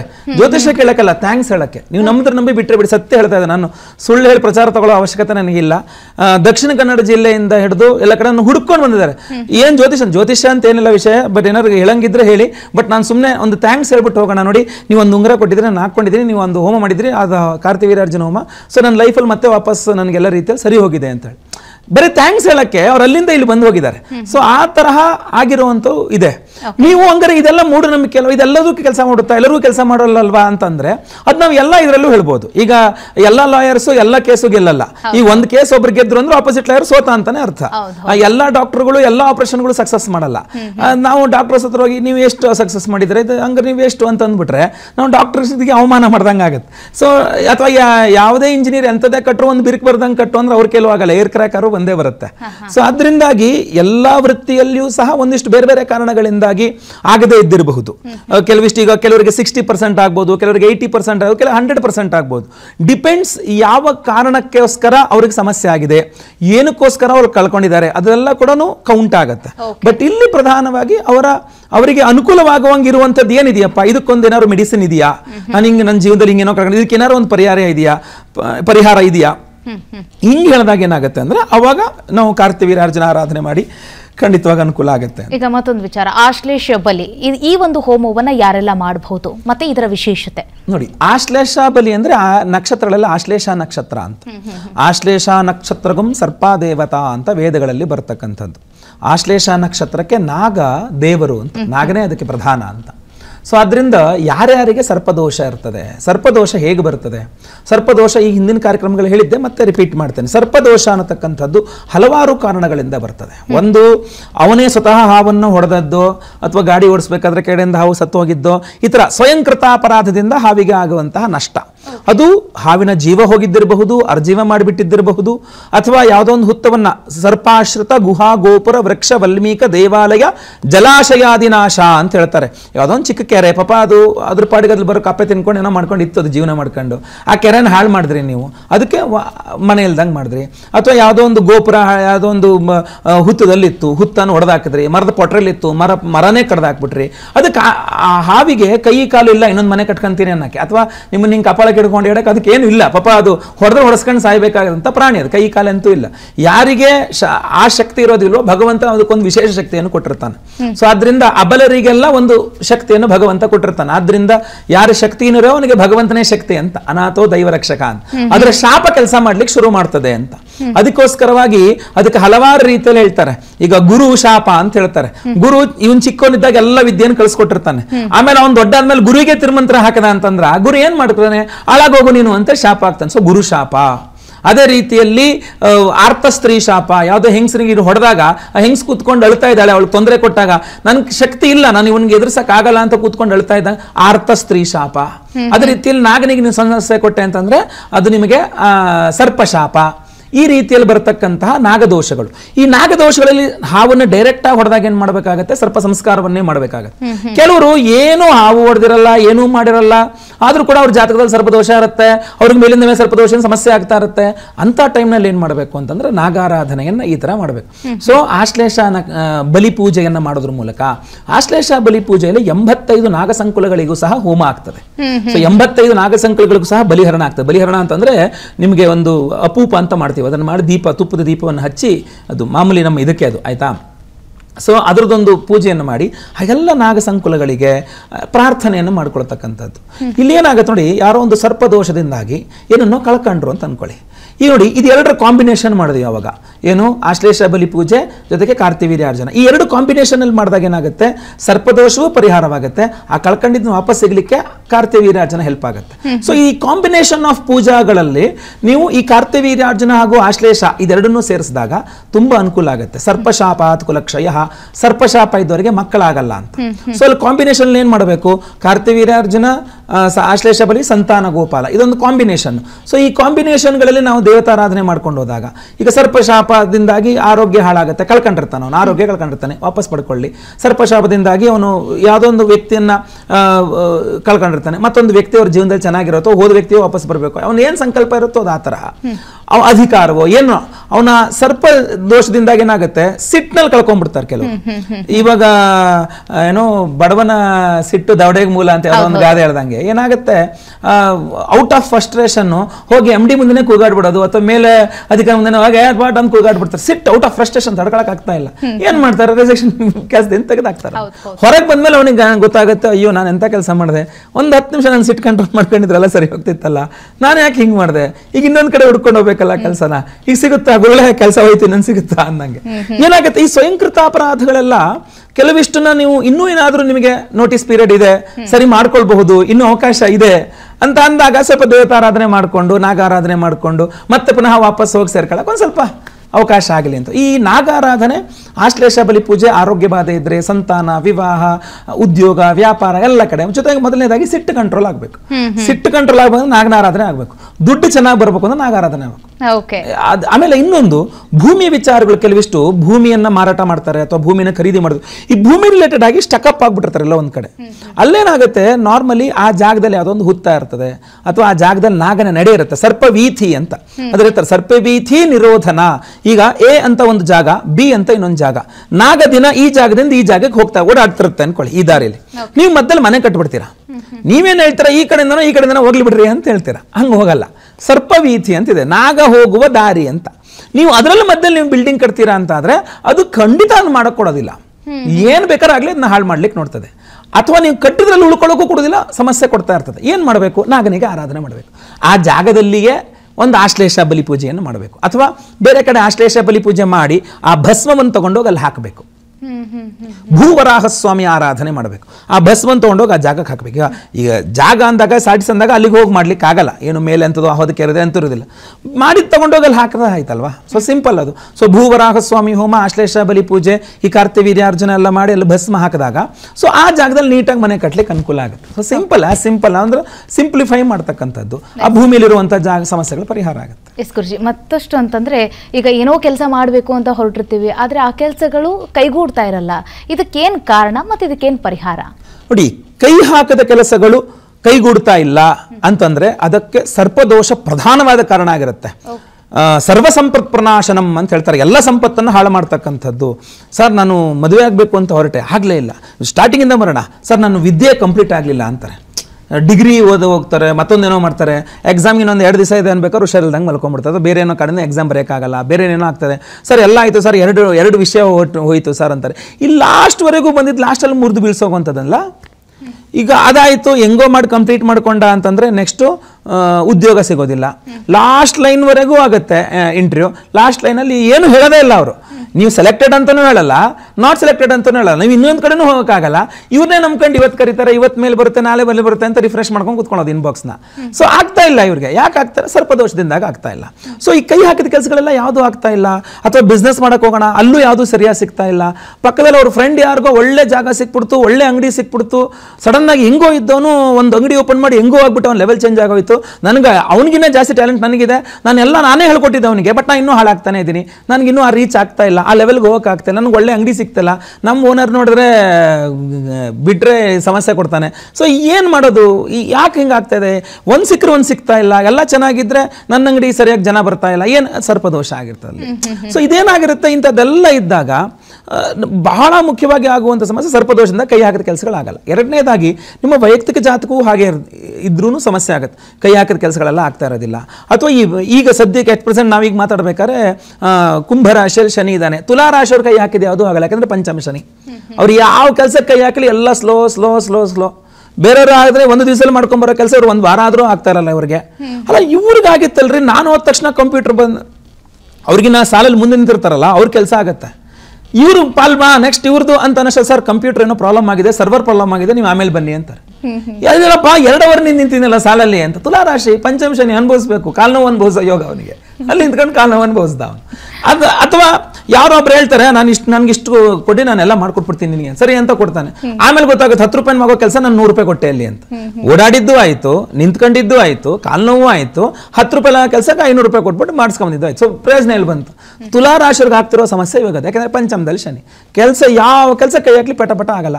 ಸೈಟ್ ತಗೊಬೇಕು ಅಂತ ಓಡಾಡ್ತಾನೆ ಇದಾರೆ ಬಿಟ್ರೆ ಒಳ್ಳೆ ಸೈಟೇ ಸಿಗ್ತಾ ಇಲ್ಲ. ಯಾಕೆ ಸಿಗ್ತಾ ಇಲ್ಲ ಅಂತ ಅವ್ರಿಗೂ ಗೊತ್ತಾಗ್ತಾ ಇಲ್ಲ. ದುಡ್ಡಿದೆ, ಬ್ಯಾಂಕ್ ಲೋನು, ಬ್ಯಾಂಕ್ ಮ್ಯಾನೇಜರೇ ಹೇಳ್ತಿರ್ತಾರೆ, ನೋಡ್ರಿ ಒಳ್ಳೆ ಸೈಟ್ ಇದ್ರೆ ನೋಡ್ರಿ ಲೋನ್ ಕೊಡೋಣ ಅಂತಿರ್ತಾರೆ. ಇವ್ರಿಗೊಂಥರ ಹಿಂಗೆ ಒಳ್ಳೆ ಚೆನ್ನಾಗಿ ಹಸುವಾಗಿದೆ, ಪ್ಲೇಟಲ್ಲಿ ಅನ್ನನೂ ಬಡಿಸಿ ತಿನ್ನಕ್ಕೆ ಆಗ್ತಾ ಇಲ್ಲ, ಗುರುಗಳೇ ಬಾಯಿ ಹುಣ್ಣು ಅನ್ನೋ ಹಂಗೆ ಆಗಿರ್ತದೆ ಅವ್ರಿಗೆ. ಸೊ ಅದರಿಂದಾಗಿ ಏನೂ ಮಾಡೋಕ್ಕಾಗ್ತಾ ಇಲ್ವಲ್ಲ. ಯಾಕೆ? ಸೈಟ್ ಇದೆ, ಮನೆ ಕಟ್ಟಕ್ಕಾಗ್ತಾ ಇಲ್ಲ, ಏನೋ ಮೇಲಿಂದ ಮೇಲೆ ಇದೊಂದು ಆದ್ಮೇಲೆ ಮಾಡೋಣ, ಅದೊಂದು ಆದ್ಮೇಲೆ ಮಾಡೋಣ, ಅದೊಂದು ಯಾವುದೋ ಒಂದು ಕೊಂಡಿ ಬಂದು ಸಿಗಾಕೊಳ್ಳುತ್ತೆ, ಮಾಡಕ್ಕೆ ಬಿಡಲ್ಲ. ಸೊ ಹೀಗೆ ಇದೆಲ್ಲ ಆಗ್ತಿರೋದಕ್ಕೆ, ಕೈ ಹಾಕಿದ ಕೆಲಸ ಆಗ್ತಿರೋದಕ್ಕೆ ಅವರಿಗೆ ಪಂಚಮ ಶನಿ ಕಾರಣ ಆಗಿರುತ್ತೆ. ಹೀಗೆ ಹಲವಾರು ಈಗ ತುಲಾರಾಶಿ ಅಂತನಲ್ಲ, ಮೇಷಾದಿ 12 ರಾಶಿಗಳಲ್ಲೂ ಸಹ ಅವರವರ ವೈಯಕ್ತಿಕ ಜಾತಕದಲ್ಲಿ ಪಂಚಮಾಧಿಪತಿ ಸರಿ ಇಲ್ವಾ, ಲಗ್ನಾಧಿಪತಿ ಸರಿ ಇಲ್ವಾ, ಮಹಾದಶ ಕಾರಕ ಸರಿ ಇಲ್ಲ, ಅಥವಾ ಪಂಚಮ ಶನಿ, ಅಷ್ಟಮ ಶನಿ, ಅರ್ಧಾಷ್ಟಮ ಶನಿ, ಸಾಡೆ ಸಾತಿ ಯಾವುದೇ ಸಮಸ್ಯೆಗಳಿದ್ರೂ ಸಹ ಮಹಾದಶಾಕಾರಕನು ಸಪೋರ್ಟ್ ಮಾಡ್ತಾ ಇಲ್ಲ ಅಂದ್ರೂ ಅವ್ರಿಗೆ ಆಗಲ್ಲ. ಮೇಲಿಂದ ಮೇಲೆ ಅವರಿಗೆ ಕೈ ಹಾಕ್ತಾ ಇದ್ದೀನಿ, ಯಾಕೋ ಆಗ್ತಾ ಇಲ್ಲ, ಏನು ಮಾಡ್ರೂ ಆಗ್ತಾ ಇಲ್ವಲ್ಲ. ಸೊ ಇದಕ್ಕೆಲ್ಲ ನಾವು ಕೂತ್ಕೊಂಡು ನೀಟಾಗಿ ಒಬ್ಬ ಮನುಷ್ಯ ಫ್ರಸ್ಟ್ರೇಟ್ ಆಗಬಾರ್ದು. ಮೊದಲನೇ ಪಾಯಿಂಟ್, ಕಾಮ್ ಆಗಿ ಯೋಚನೆ ಮಾಡಬೇಕು. ಆಗ್ತಾ ಇಲ್ಲ ಅಂದಾಗ, ಫ್ರಸ್ಟ್ರೇಷನ್ ಆದಾಗ ನಿಮ್ಗೆ ಒಳ್ಳೆ ಐಡಿಯಾಗಳು ಬರಲ್ಲ. ನೀವು ಆರಾಮಾಗಿ ಕೂತ್ಕೊಂಡು ಫಸ್ಟ್ ಏನೇನಕ್ಕೆ ನಾನು ಕೈ ಹಾಕ್ತಿದ್ದು, ಯಾಕೆ ಆಗ್ತಾ ಇಲ್ಲ, ಫಸ್ಟ್ ನನ್ನ ಜಾತಕ ಏನು ಹೇಳ್ತಾ ಇದೆ. ಏನಾಗ್ಬಿಡುತ್ತೆ, ನಿಮ್ಗೆ ಯಾವುದು ಕೂಡ್ ಬರೋದೇ ಇಲ್ವೋ ಅದಕ್ಕೆ ನೀವು ಕೈ ಹಾಕಿದ್ರೆ ನಿಮ್ಗೆ ಆಗೋದೇ ಇಲ್ಲ, ಅದು ಕೆಲಸ ಆಗಲ್ಲ. ಅದು ನಿಮಗೆ ಕೂಡು ಬರುವಂಥದ್ದಕ್ಕೆ ನಾವು ಕೈ ಹಾಕ್ತಾ ಇದೀವಿ ಅನ್ನೋದು ಮೊದಲನೇದು ನೋಡಬೇಕು. ನನಗೆ ಜಾತಕದಲ್ಲಿ ನನಗೆ ಭೂಮಿ ಯೋಗವೇ ಇಲ್ಲ, ನಾನೊಂದು ಡಜನ್ ಸೈಟ್ಗಳು ನೋಡ್ಕೊಂಬಂದೆ, ನನಗೆ ತಗೊಳಕ್ ಆಗಲ್ಲ. ಏನೋ ಒಂದು ಪ್ರಾಬ್ಲಮ್ ಆಗುತ್ತೆ, ಲಾಸ್ಟಿಗೆ ಎಲ್ಲ ಚೆನ್ನಾಗಿದೆ, ನಂಗೆ ಅನುಮಾನ ಶುರು ಆಗ್ಬಿಡುತ್ತೆ, ಇವ್ನು ಮೋಸ ಮಾಡ್ಬಿಟ್ರೆ ಹೆಂಗೆ ಅಂತ. ಅಷ್ಟೆಲ್ಲ ಆದ್ಮೇಲೆ ಕೂಡ ಅವನ್ನೆಲ್ಲ ಡಾಕ್ಯುಮೆಂಟ್ಸ್ ಕೊಟ್ಟರು ಕೂಡ ಏನೋ ಒಂದು ಪ್ರಾಬ್ಲಮ್. ಯಾಕೆ ಅಂದ್ರೆ ಇವ್ರಿಗೆ ಭೂಮಿ, ಆವಾಗ ಅಂಥವ್ರು ಕೂತ್ಕೊಂಡು ನನಗೆ ಭೂಮಿ ಯೋಗ ಇದೆಯಲ್ಲ ನೋಡಿ ಫಸ್ಟ್ಗಳು, ಇಲ್ಲ ನನ್ನ ಹೆಂಡತಿ ಹೆಸರಲ್ಲೋ, ನನ್ನ ಮಕ್ಕಳ ಹೆಸರಲ್ಲ, ನಮ್ಮ ಅಮ್ಮನ ಹೆಸರಲ್ಲೋ ಯಾವ್ದಾದ್ರು ಟ್ರೈ ಮಾಡ್ಕೊಂತೀನಿ ನಾನು. ಯಾಕೆಂದ್ರೆ ಬರೇ ಇಷ್ಟೆಲ್ಲ ಇದ್ದುಬಿಟ್ಟು ಏನ್ರಿ ನೀವು ಹಂಗಿದ್ದೀರಾ ಅಂತ ನಾವು ಇನ್ನೂ ಬಾಡಿಗೆ ಮನೇಲೇ ಇದ್ದೀವಿ. ಕೆಲವರಿಗೆ ಆ ಸಮಸ್ಯೆ ಆಗುತ್ತೆ, ಒಳ್ಳೆ ಸ್ಯಾಲ್ರಿ ಇರುತ್ತೆ, ಸಮಾಜದಲ್ಲಿ ಒಳ್ಳೆ ಹೆಸರು ಇರುತ್ತೆ, ಸ್ವಂತ ಮನೆ ಇರಲ್ಲ. ಸ್ವಂತ ಮನೆ, ಕೆಲವ್ರಿಗೆ ಸ್ವಂತ ಮನೆ ಇರುತ್ತೆ, ಅದು ಎಲ್ಲೋ ಹೊರಗಡೆ ಇರುತ್ತೆ, ಇವ್ರು ಬಾಡಿಗೆ ಮನೇಲಿ ಇರ್ತಾರೆ. ಪಾಪ first floor double bedroom house, single bedroom house ಇರ್ತಾರೆ, ಅವ್ರು ದೊಡ್ಡ ಅರಮನೆ ಇರುತ್ತೆ, ಅವ್ರಿಗೆ ಹೋಗಿ ಅಲ್ಲಿ ವಾಸ ಮಾಡಕ್ಕೆ ಯೋಗ ಆಗುತ್ತೆ ಇಲ್ಲ. ಏನಕ್ಕೆ ಆಗ್ತಾ ಇಲ್ಲ ಅಂತ ಗೊತ್ತಾಗ್ತಾ ಇರಲ್ಲ ಅವ್ರಿಗೆ. ಎಲ್ಲಾ ಚೆನ್ನಾಗಿದ್ದು ಊರ್ ಬಿಟ್ಟು ಊರಿಗೆ ಬಂದು ಕಡಿಮೆ ಸಮಯದಲ್ಲಿ ಜೀವನ ಮಾಡ್ಕೊಳ್ತಿರ್ತಾರೆ. ಯಾರು ನೋಡಿದ್ರೆ ಯಾಕೆ ಹಿಂಗೆ ಮಾಡ್ತಾ ಇದೆ ಅಂದ್ರೆ ನನಗೂ ಗೊತ್ತಾಗ್ತಾ ಇಲ್ಲ, ನಾನು ಯಾಕೆ ಹಿಂಗೆ ಮಾಡ್ತಾ ಇದ್ದೀನಿ ಅನ್ನೋಂಥ ಒಂದು ಕ್ವೆಶ್ಚನ್ ಮಾರ್ಕ್ ಮಾಡುತ್ತೆ. ಸೊ ಅದರಿಂದ ಅದೆಲ್ಲ ಸಮಸ್ಯೆಗಳಿರುತ್ತೆ. ನೋಡ್ಬೇಕು ಒಂದ್ಸಲ ಜಾತಕ ನೋಡಿದಾಗ ಏನಕ್ಕೆ ಅವ್ರಿಗೆ ಸಮಸ್ಯೆ ಆಗ್ತದೆ, ಅಥವಾ ಕವಡೆ ಹಾಕಿ ಪ್ರಶ್ನೆಶಾಸ್ತ್ರ ಮೂಲಕ ನೋಡಿದಾಗ ಇವ್ರಿಗೆ ಏನು ಸಮಸ್ಯೆ ಆಗ್ತಾ ಇದೆ ಅನ್ನೋಂಥದ್ದು ನಾವು ಪರಿಹಾರ ಹೇಳ್ಬೋದು. ಕಾರ್ಯಕ್ರಮದಲ್ಲಿ ಕರೆ ಇದೆ, ಲಲಿತಾ ಅಂತ ಕರೆ ಮಾಡಿದ್ದಾರೆ ಹಾಸನದಿಂದ. ನಮಸ್ತೆ ಲಲಿತಾ ಅವರೇ. ಮೇಡಮ್ ನಮಸ್ತೆ. ಮೇಡಮ್ ನಮಸ್ತೆ, ಯಾರ ಬಗ್ಗೆ ಕೇಳಬೇಕಾಗಿತ್ತಮ್ಮ? ನಮ್ಮ ಹುಡುಗನ ಬಗ್ಗೆ ಕೇಳಬೇಕಿತ್ತು ಮೇಡಮ್. ಓಕೆ, ಹುಡುಗನ ಹೆಸರು ತಿಳಿಸಿ, ಹಾಗೆ ಅವರ ಡೇಟ್ ಆಫ್ ಬರ್ತ್ ಮತ್ತೆ ಹುಟ್ಟಿದ ಸಮಯ ತಿಳಿಸಿ. ಮೇಡಮ್ ಹೆಸರು ಬಂದು ನಟರಾಜು MN. ನಟರಾಜ್. 24/5/2007. 24/5/2007. ಓಕೆ, ಹುಟ್ಟಿದ ಸಮಯ? ಗುರುವಾರ ಮೇಡಮ್, ಮಧ್ಯಾಹ್ನ 1 ರಿಂದ 1:30 ಒಳಗಡೆ. ಓಕೆ, ಗುರುಜಿ ಇದ್ದಾರೆ, ನಿಮ್ಮ ಪ್ರಶ್ನೆ ಕೇಳಿಮ್ಮ. Okay madam. ಅಮ್ಮ ನಮಸ್ಕಾರ. ಸರ್ ನಮಸ್ತೆ ಗುರುಜಿ ಅವರೇ. 4 ಮೇ 2007 ಮಧ್ಯಾಹ್ನ 1:15 1:20 ಅಂತ ಅನ್ಕೋಬಹುದಾ? 24 ಗುರುಜಿ. 24 ಮೇ 2007 ಮಧ್ಯಾಹ್ನ 1:20 ಅನ್ಕೊಳ್ಳೋಣ. ಪೂರ್ವ ಫಲ್ಗುಣಿ ನಕ್ಷತ್ರ ಸಿಂಹ ರಾಶಿ ಆಗತ್ತೆ. ಗುರುಜಿ ನಟರಾಜ್ ವೃಶ್ಚಿಕ ರಾಶಿ ಬರುತ್ತೆ ಅನ್ಸುತ್ತಲ್ಲ. ನಟರಾಜ್ ವೃಶ್ಚಿಕ ರಾಶಿಗೆ ಬರ್ಬೋದು. ನೀವು ಹೇಳಿ ಡೇಟ್ ಆಫ್ ಬರ್ತ್ ವೃಶ್ಚಿಕ ರಾಶಿಗೆ ಬರಲ್ವಲ್ಲ. ಗುರುವಾರ ಬರುತ್ತಲ್ಲ. ಗುರುವಾರ ಹೌದು. 24 ಮೇ 2007 ಗುರುವಾರ ಮಧ್ಯಾಹ್ನ 1:20 ಅಂದ್ರೆ 1ರಿಂದ 1:15 ಒಳಗೆ. 1ರಿಂದ 1:15 ಒಳಗಡೆ ಪೂರ್ವ ಫಲ್ಗುಣಿ ನಕ್ಷತ್ರ ಮೊದಲನೇ ಪಾದ ಸಿಂಹ ರಾಶಿ ಬರುತ್ತೆ. ಸರಿ ಗುರುಜಿ. ವೃಶ್ಚಿಕ ರಾಶಿ ಬರಲ್ಲ. ಹೆಸರು ಬಲದ ಮೇಲೆ ಬರಬಹುದು. ಹೆಸರು ಅಂದ್ರೆ ಸುಮ್ಮನೆ ಇಟ್ಟಿರ್ತಾರೆ ಹೆಸರು, ಆಯ್ತಾ. ಅವರು ಹುಟ್ಟಿದಾಗ ಅವ್ರ ನಕ್ಷತ್ರ ಏನು ಅಂತ ನೋಡ್ಬಿಟ್ಟು ಯಾವ ನಕ್ಷತ್ರಕ್ಕೆ ಯಾವ ಪಾದದಲ್ಲಿ ಯಾವ ಅಕ್ಷರ ಬಂದಿದೆ ಅಂತ ನೋಡಿ ಹೆಸರಿಟ್ಟಿದ್ರೆ ಮಾತ್ರ ನೀವು ಆ ನಕ್ಷತ್ರ ರಾಶಿಯನ್ನು ಬಳಸಬೇಕೇ ವಿನಃ ಸುಮ್ಮನೆ ಯಾವುದೋ ಈಗ ಒಂದು ಧರ್ಮಸ್ಥಳಕ್ಕೆ ಹರಕೆ ಉಟ್ಕೊಂಡಿರ್ತಾರೆ ಕೆಲವರು, ಮಗು ಹುಟ್ರೆ ದೇವಸ್ಥಾನ ಹೆಸರಿಡ್ತೀನಿ ಅಂತ. ಮಗು ಹುಡ್ತು ಮಂಜುನಾಥ ಅಂತ ಹೆಸರಿಟ್ರು, ಅದು ಮಗ ನಕ್ಷತ್ರ ಸಿಂಹ ರಾಶಿ ಬರುತ್ತೆ. ಅವ್ರು ಜ್ಯೇಷ್ಠ ನಕ್ಷತ್ರ ವೃಶ್ಚಿಕ ರಾಶಿ ಹುಟ್ಟಿರ್ತಾರೆ. ಸೊ ಎಲ್ಲ ಎಡವಟ್ಟಾಗ್ಬಿಡುತ್ತೆ. ಸೊ ಅದರಿಂದ ಇದು ಡೇಟ್ ಆಫ್ ಬರ್ತ್ ಪಕ್ಕ ಇದೆ ಅಂತಾದರೆ ಅವ್ರಿಗೆ ಹೇಳಿ ಅವ್ರದ್ದು ಪೂರ್ವ ಫಲ್ಗುಣಿ ನಕ್ಷತ್ರ 1ನೇ ಪಾದ ಸಿಂಹ ರಾಶಿ ಆಗತ್ತೆ. ಪ್ರಶ್ನೆ ಏನಿತ್ತಮ್ಮ? ಡೇಟ್ ಪಕ್ಕ ಇದೆ ಗುರುಜಿ. ಅದು ಭವಿಷ್ಯದ ಬಗ್ಗೆ ನಾವು ಮುಂದಿನ ಒಂದು ಫ್ಯೂಚರ್ ಬಗ್ಗೆ ಕೇಳ್ಬೇಕಿತ್ತು. ಇದು ನಿಮ್ಮ ಮಗನಾ? ಹೌದು ಗುರುಜಿ, ನಮ್ಮ ಮಗ. ಓಕೆ. ಏನ್ ವಿಚಾರವನ್ನು ನೋಡ್ಬೇಕಾಗಿತ್ತಮ್ಮ ಈ ಜಾತಕ? ಅದು ವಿದ್ಯಾಭ್ಯಾಸ ಮತ್ತೆ ಮುಂದಿನ ಭವಿಷ್ಯ. ವಿದ್ಯಾಭ್ಯಾಸ ಮಹಾದಶಾಕಾರಕ ಶುಕ್ರ 2026ನೇ ಇಸ್ವಿ ತನಕ ಶುಕ್ರ ದಶೆ ಇದ್ದಾಗ ಅವರಿಗೆ ವಿದ್ಯಾಭ್ಯಾಸದ ಮೇಲೆ ಸ್ವಲ್ಪ ಕಷ್ಟ ಆಗುತ್ತೆ. ಬಟ್ ಶುಕ್ರ ಲಾಭದಲ್ಲಿದ್ದಾನೆ, ವೆರಿ ಗುಡ್. ಬಟ್ ಶುಕ್ರ ದಶೆ ನಡಿಬೇಕಾದ್ರೆ ಸಾಮಾನ್ಯವಾಗಿ ನಾವು ಸಂಗೀತ, ಕಲೆ, ನೃತ್ಯ ಇಂಥದ್ರ ಮೇಲೆ ಜಾಸ್ತಿ ಫೋಕಸ್ ಕೊಟ್ರೆ ಸ್ವಲ್ಪ ಬೇಗ ಕಲಿತಾರೆ ಅವರು. ಆದ್ರಿಂದಾಗಿ ಶುಕ್ರ ದಶೆ ಇರೋದ್ರಿಂದಾಗಿ ಆ ಕಡೆ ಇಲ್ಲ ಅಂತಂದ್ರೆ ಗುರುವಿನ ಸ್ಥಾನ ತುಂಬಾ ಚೆನ್ನಾಗಿದೆ. ಬುಧನ ಸ್ಥಾನವೂ ಸಹ ಚೆನ್ನಾಗಿದೆ. ಬುಧಾದಿತ್ಯ ಯೋಗ ಇದೆ. ಸೊ ಚೆನ್ನಾಗಿರುತ್ತೆ. ವಿದ್ಯೆ ಬಗ್ಗೆ ಏನು ಅಂತಹ ತೊಂದರೆ ಯೋಚನೆ ಮಾಡ್ತಕ್ಕಂಥ ಅವಶ್ಯಕತೆ ಇಲ್ಲ. ತುಂಬ ಚೆನ್ನಾಗಿದೆ ವಿದ್ಯೆನೂ ಸಹ. ಇಲ್ಲಿ ಗುರು ಕೂಡ ಹೊರಗಡೆ ಇದ್ದಾನೆ, ಸರ್ಪದೋಷದಿಂದಾಗಿ ಹೊರಗಡೆ ಇದ್ದಾನೆ. ಸ್ವಲ್ಪ ಹಠ, ಸಿಂಹ ರಾಶಿ ಆದ್ದರಿಂದ ಸ್ವಲ್ಪ ಸಿಂಹ ಲಗ್ನ ಸಿಂಹ ರಾಶಿ ಎರಡೂ ಸಿಂಹನೇ ಆದ್ದರಿಂದ ಸೊ ಇಲ್ಲಿ ಸ್ವಲ್ಪ ಜಾಸ್ತಿ ಹಠ ಇರಬಹುದು. ಅದನ್ನು ನೀವು ಅವರಿಗೆ ಸಿಟ್ಟಿನಿಂದ ಅಲ್ದೇನೆ ಕೂರಿಸ್ಕೊಂಡು ಸಮಾಧಾನವಾಗಿ ಪರಿಸ್ಥಿತಿಗಳನ್ನು ವಿವರಿಸಿ ವಿದ್ಯೆ ಯಾಕೆ ಇಂಪಾರ್ಟೆಂಟು ಅನ್ನೋ ರೀತಿಯಲ್ಲಿ ಮಾಡ್ಕೊಂಡು ಹೋದರೆ ಖಂಡಿತವಾಗಿ ವಿದ್ಯೆ ಮೇಲೆ ಇನ್ನೂ ಜಾಸ್ತಿ ಇಂಪಾರ್ಟೆನ್ಸ್ ಕೊಡ್ತಾನೆ. 2026ನೇ ಇಸ್ವಿಯಲ್ಲಿ ಅವ್ರಿಗೊಂದು ಚಿಕ್ಕ ಗಂಡಾಂತರ ಇದೆ. ಶುಕ್ರಾದಿತ್ಯ ಸಂಧಿ ಕಾಲ ಅಂತ ಕರಿತೀವಿ ಅದನ್ನು. 2026ನೇ ಇಸ್ವಿಲಿ ನೆನ್ಪಿಟ್ಕೊಳ್ಳಿ, ಏಪ್ರಿಲ್ನಲ್ಲಿ. ಸೊ ಆದ್ರಿಂದಾಗಿ ಆ ಸಮಯದಲ್ಲಿ ಕಡ್ಡಾಯವಾಗಿ ಶುಕ್ರಾದಿತ್ಯ ಸಂಧಿ ಶಾಂತಿ ಹೋಮವನ್ನು ಮಾಡಿಸ್ಬೇಕಾಗತ್ತೆ. ಸೊ ಅದನ್ನು ಮಾಡಿಸ್ಕೊಂಡ್ರೆ ಖಂಡಿತವಾಗಿ ಮುಂದೆ ರವಿ ದಶೆ ಬಂದ ಮೇಲೆ, ರವಿ ಆದ್ಮೇಲೆ ಚಂದ್ರ ದಶೆ ಎಲ್ಲದೂ ಸಹ ಚೆನ್ನಾಗಿದೆ. ಆದ್ರಿಂದ ಏನು ತೊಂದರೆ ಇಲ್ಲಮ್ಮ, ಒಳ್ಳೇದಾಗ್ಲಿ. ಎಸ್ ಲಲಿತಾ ಅವರೇ, ಕಾರ್ಯಕ್ರಮಕ್ಕೆ ಕರೆ ಮಾಡಿದ್ದಕ್ಕೆ ಧನ್ಯವಾದಗಳು. ಇನ್ನು ಮಂಜುಳಾ ಅವರು ಕೂಡ ಕರೆ ಮಾಡಿದ್ದಾರೆ ಬೆಂಗಳೂರಿನಿಂದ. ನಮಸ್ತೆ ಮಂಜುಳಾ ಅವರೇ. ನಮಸ್ತೆ ಮೇಡಮ್. ನಮಸ್ತೆ. ಯಾರ ಬಗ್ಗೆ ಕೇಳಬೇಕಾಗಿತ್ತು? ಮೇಡಮ್ ನನ್ನ ಮಗಳ ಬಗ್ಗೆ. ಮಗಳ ಹೆಸರು ಮತ್ತೆ ಹುಟ್ಟಿದ ದಿನಾಂಕ ಮತ್ತೆ ಸಮಯವನ್ನ ತಿಳಿಸಿಮಾ. ಮಗಳು ಲಾವಣ್ಯ ಅಂತ. ಹುಟ್ಟಿದ ದಿನಾಂಕ 30/4/1995. 30/4/1995. 1:10 ಮಧ್ಯಾಹ್ನ ಭಾನುವಾರ ಹುಟ್ಟಿದ್ದು 1:10ಕ್ಕೆ ಮಧ್ಯಾಹ್ನ. ಓಕೆ ಗುರುಜಿ ರಾಶಿ ಭರಣಿ ನಕ್ಷತ್ರ. ಓಕೆ ಗುರುಜಿ ಇದಾರೆ, ನಿಮ್ಮ ಪ್ರಶ್ನೆ ಕೇಳಿಮ್ಮ. ಅಮ್ಮ ನಮಸ್ತೆ. ಭರಣಿ ನಕ್ಷತ್ರ, ಮೇಷರಾಶಿ, ಕರ್ಕಾಟಕ ಲಗ್ನ ಬರುತ್ತೆ. ಏನ್ ವಿಚಾರ ಅಮ್ಮ? ಇಂಜಿನಿಯರಿಂಗ್ ಮಾಡಿದಾಳೆ ಸರ್. ಮದ್ವೆನೆ ಸೆಟ್ ಆಗ್ತಲ್ಲ, ಅದಕ್ಕೆ ನೋಡ್ತಾ ಇದೀವಿ, ಯಾವಕ್ಕೂ ಸೆಟ್ ಆಗ್ತಾ ಇಲ್ಲ. ಅದೇನಾಗುತ್ತೆ, ನಾನು ಸಾಮಾನ್ಯವಾಗಿ ನನ್ನ ಬೇರೆ ಇದರಲ್ಲಿ ಹೇಳ್ತಾ ಇರ್ತೇನೆ ನಾನು. ಏನಂತಂದ್ರೆ ಕರ್ಕಾಟಕ ಲಗ್ನ ಹಾಗೂ ಸಿಂಹ ಲಗ್ನ, ಆಮೇಲೆ ಕರ್ಕಾಟಕ ರಾಶಿ ಹಾಗೂ ಸಿಂಹ ರಾಶಿ, ಸಾಮಾನ್ಯವಾಗಿ ಸಪ್ತಮಾಧಿಪತಿ ಶನಿ ಆದ್ರಿಂದ ವಿವಾಹ ಸ್ವಲ್ಪ ನಿಧಾನ ಆಗತ್ತೆ. ಈ ಜಾತಕದಲ್ಲಿ ಏನಾಗಿದೆ, ಇದು ಕರ್ಕಾಟಕ ಲಗ್ನ. ಅದು ಲಗ್ನದಲ್ಲಿ ಯಾವುದು ಅಂತಂದ್ರೆ ಆಶ್ಲೇಷ ಲಗ್ನ ಆಗತ್ತೆ. ಆಶ್ಲೇಷ ಲಗ್ನ, ಆಶ್ಲೇಷ ನಕ್ಷತ್ರದ ಕರ್ಕಾಟಕ ಲಗ್ನದಲ್ಲಿ ಇವರ ಜನನ ಆಗಿರತಕ್ಕಂಥದ್ದು. ಸಪ್ತಮ ಅಲ್ಲ, ಅಷ್ಟಮ, 8ನೇ ಮನೆ ಮಾಂಗಲ್ಯ ಸ್ಥಾನದಲ್ಲಿ ಶನಿ ಇದ್ದಾನೆ. ನೀವು ಈ ಜಾತಕವನ್ನ ಅಂದ್ರೆ ನಮ್ಮ ಹುಡುಗಿ ಮದುವೆಗಿದೆ ಅಂತ ನೀವು ಈ ಜಾತಕನ ಕಳಿಸ್ತೀರಲ್ಲ, ಹುಡುಗನ ಕಡೆಯವ್ರು ಯಾವ್ದಾದ್ರು ಜ್ಯೋತಿಷಿಗಳು ತಗೊಂಡೋಗಿ ಇದನ್ನ ಕೊಟ್ರೆ ಅವ್ರು ಹಿಂಗೆ ನೋಡಿದ ತಕ್ಷಣ ಈ ಜಾತಕ ಬೇಡ ಅಂತ ಪಕ್ಕದಲ್ಲಿ ಇಟ್ಬಿಡ್ತಾರೆ. ಮಾಂಗಲ್ಯ ಸ್ಥಾನದಲ್ಲಿ ಶನಿ ಇದ್ದಾಗ ಅದನ್ನ ಸ್ವಲ್ಪ ಏನೋ ಸಮಸ್ಯೆ ಅಂತ ಹೇಳ್ತಾರೆ. ಅದನ್ನ ವೈಧವ್ಯ ಯೋಗ ಇತ್ಯಾದಿ ಬೇರೆ ಬೇರೆ ಯೋಗಗಳನ್ನು ಹೇಳ್ತಾರೆ. ಹಾಗೂ ಲಗ್ನದಲ್ಲೇ ಕುಜ ಇದ್ದಾನೆ, ಆದರೆ ಪರಿವರ್ತನಾ ಯೋಗ ಆಗಿದೆ. ನೀಚ ಕುಜನ ಇದು ಪರಿವರ್ತನೆ ಆಗಿದೆ, ಬಟ್ ಮಾಂಗಲ್ಯ ಸ್ಥಾನದ ಶನಿಯ ದೋಷ ಪರಿಹಾರ ಆಗಿಲ್ಲ. ಸೊ ಆದ್ರಿಂದಾಗಿ ಇವರಿಗೆ ಸ್ವಲ್ಪ ಶನೇಶ್ವರನ ಆರಾಧನೆ ಜಾಸ್ತಿ ಮಾಡಿಸಿ, ಹಾಗೂ ಮುಂದಿನ ವರ್ಷ ಏಪ್ರಿಲ್ ಮೇ ಜೂನ್ ಮೇಯಿಂದ ಅಂದ್ಕೊಳ್ಳಿ 2024 ಮೇಯಿಂದ ಆಚೆಗೆ ಅವರಿಗೆ, ಏಪ್ರಿಲ್ ಅಥವಾ ಮೇಯಿಂದ ಆಚೆಗೆ ಅವರಿಗೆ ವಿವಾಹ ಭಾಗ್ಯ ಚೆನ್ನಾಗಿರುತ್ತೆ. ಆವಾಗ ಜಾಸ್ತಿ ಪ್ರಯತ್ನ ಮಾಡಿ. ಈಗ ಮಾಂಗಲ್ಯ ಸ್ಥಾನದಲ್ಲೇ ಶನಿ ಇದ್ದಾನೆ, ಅವರ ವೈಯಕ್ತಿಕ ಜಾತಕದಲ್ಲೂ ಮಾಂಗಲ್ಯ ಸ್ಥಾನದಲ್ಲೇ ಶನಿ ಇರೋದ್ರಿಂದಾಗಿ ಅವರಿಗೆ ಶನೇಶ್ವರನ ಆರಾಧನೆ ಮಾಡಿಸದೆ ಹೋದರೆ ವಿವಾಹ ಸಿದ್ಧಿ ಇಲ್ಲ. ಇನ್ನೊಂದು ಹೇಳ್ತೇನೆ, ಯಾರೊಬ್ಬರು ಬಂದು ಇಲ್ಲ ನಾವು ಅದೆಲ್ಲ ನಂಬಲ್ಲ, ನಾವು ಮದುವೆ ಹಾಕಿ ರೆಡಿ ಇದ್ದೀವಿ ಅಂತ ಅಂದರೂ ಕೂಡ ವಿವಾಹ ನಿಶ್ಚಿತಾರ್ಥ ಆದ ಮೇಲೆ, ಮೊದಲಲ್ಲ ವಿವಾಹ ನಿಶ್ಚಿತಾರ್ಥ ಆದ ಮೇಲೆ ವಿವಾಹಕ್ಕೂ ಮುನ್ನ ಮಧ್ಯದ ಟೈಮ್ ಇರುತ್ತಲ್ಲ, ಕಾರ್ಡೆಲ್ಲ ಹಂಚ್ಬಿಟ್ಟಿರ್ತೀರಲ್ಲ, ಆಯಿತು ಇನ್ನೊಂದು ವಾರಕ್ಕೋ 15 ದಿವಸಕ್ಕೋ ತಿಂಗಳಿಗೋ ಮದುವೆ ಇದೆ ಅಂತಿರುತ್ತಲ್ಲ, ಆ ಮಧ್ಯದ ಟೈಮ್ನಲ್ಲಿ ಈ ಹುಡುಗಿಗೆ ಒಂದು ಕುಂಭ ವಿವಾಹ ಪ್ರಾಯಶ್ಚಿತ್ತ ಮಾಡಿಸಿ ಪರಿಹಾರ ಮಾಡಿ ಆಮೇಲೆ ನಾರ್ಮಲ್ ಮದುವೆ ಮಾಡಬೇಕು. ಹಾಗೆ ಮಾಡಿದ್ರೆ ಜೀವನದಲ್ಲಿ ಸುಖವಾಗಿರ್ತಾಳೆ, ಏನು ತೊಂದರೆ ಇಲ್ಲ, ಒಳ್ಳೆಯದಾಗಲಿ. ಎಸ್ ಮಂಜುಳಾ ಅವರೇ, ಕಾರ್ಯಕ್ರಮಕ್ಕೆ ಕರೆ ಮಾಡಿದ್ದಕ್ಕೆ ಧನ್ಯವಾದಗಳು. ಇನ್ನು ಮನುಷ್ಯ ಅಂತನೂ ಕೂಡ ಕರೆ ಮಾಡಿದ್ದಾರೆ ಬೆಂಗಳೂರಿನಿಂದ. ನಮಸ್ತೆ ಮನುಷ್ಯ ಅವರೇ. ನಮಸ್ತೆ. ನಮಸ್ತೆ, ಯಾರ ಬಗ್ಗೆ ಕೇಳಬೇಕಾಗಿತ್ತು? ನನ್ನ ಮಗು ಬಗ್ಗೆ. ಓಕೆ, ಮಗು ಹೆಸರು ತಿಳಿಸಿ, ಹಾಗೆ ಹುಟ್ಟಿದ ದಿನಾಂಕ ಮತ್ತೆ ಹುಟ್ಟಿದ ಸಮಯವನ್ನ ತಿಳಿಸಿಮಾ. ಮನ್ವಿತ್ ರಾಜ್.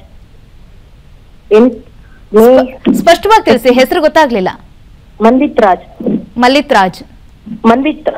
ಮಲ್ಲಿತ್. ಓಕೆ. ಮನ್ವಿತ್. ಓಕೆ, ಹುಟ್ಟಿದ ದಿನಾಂಕ ಮತ್ತೆ ಹುಟ್ಟಿದ ಸಮಯ ತಿಳಿಸಿ.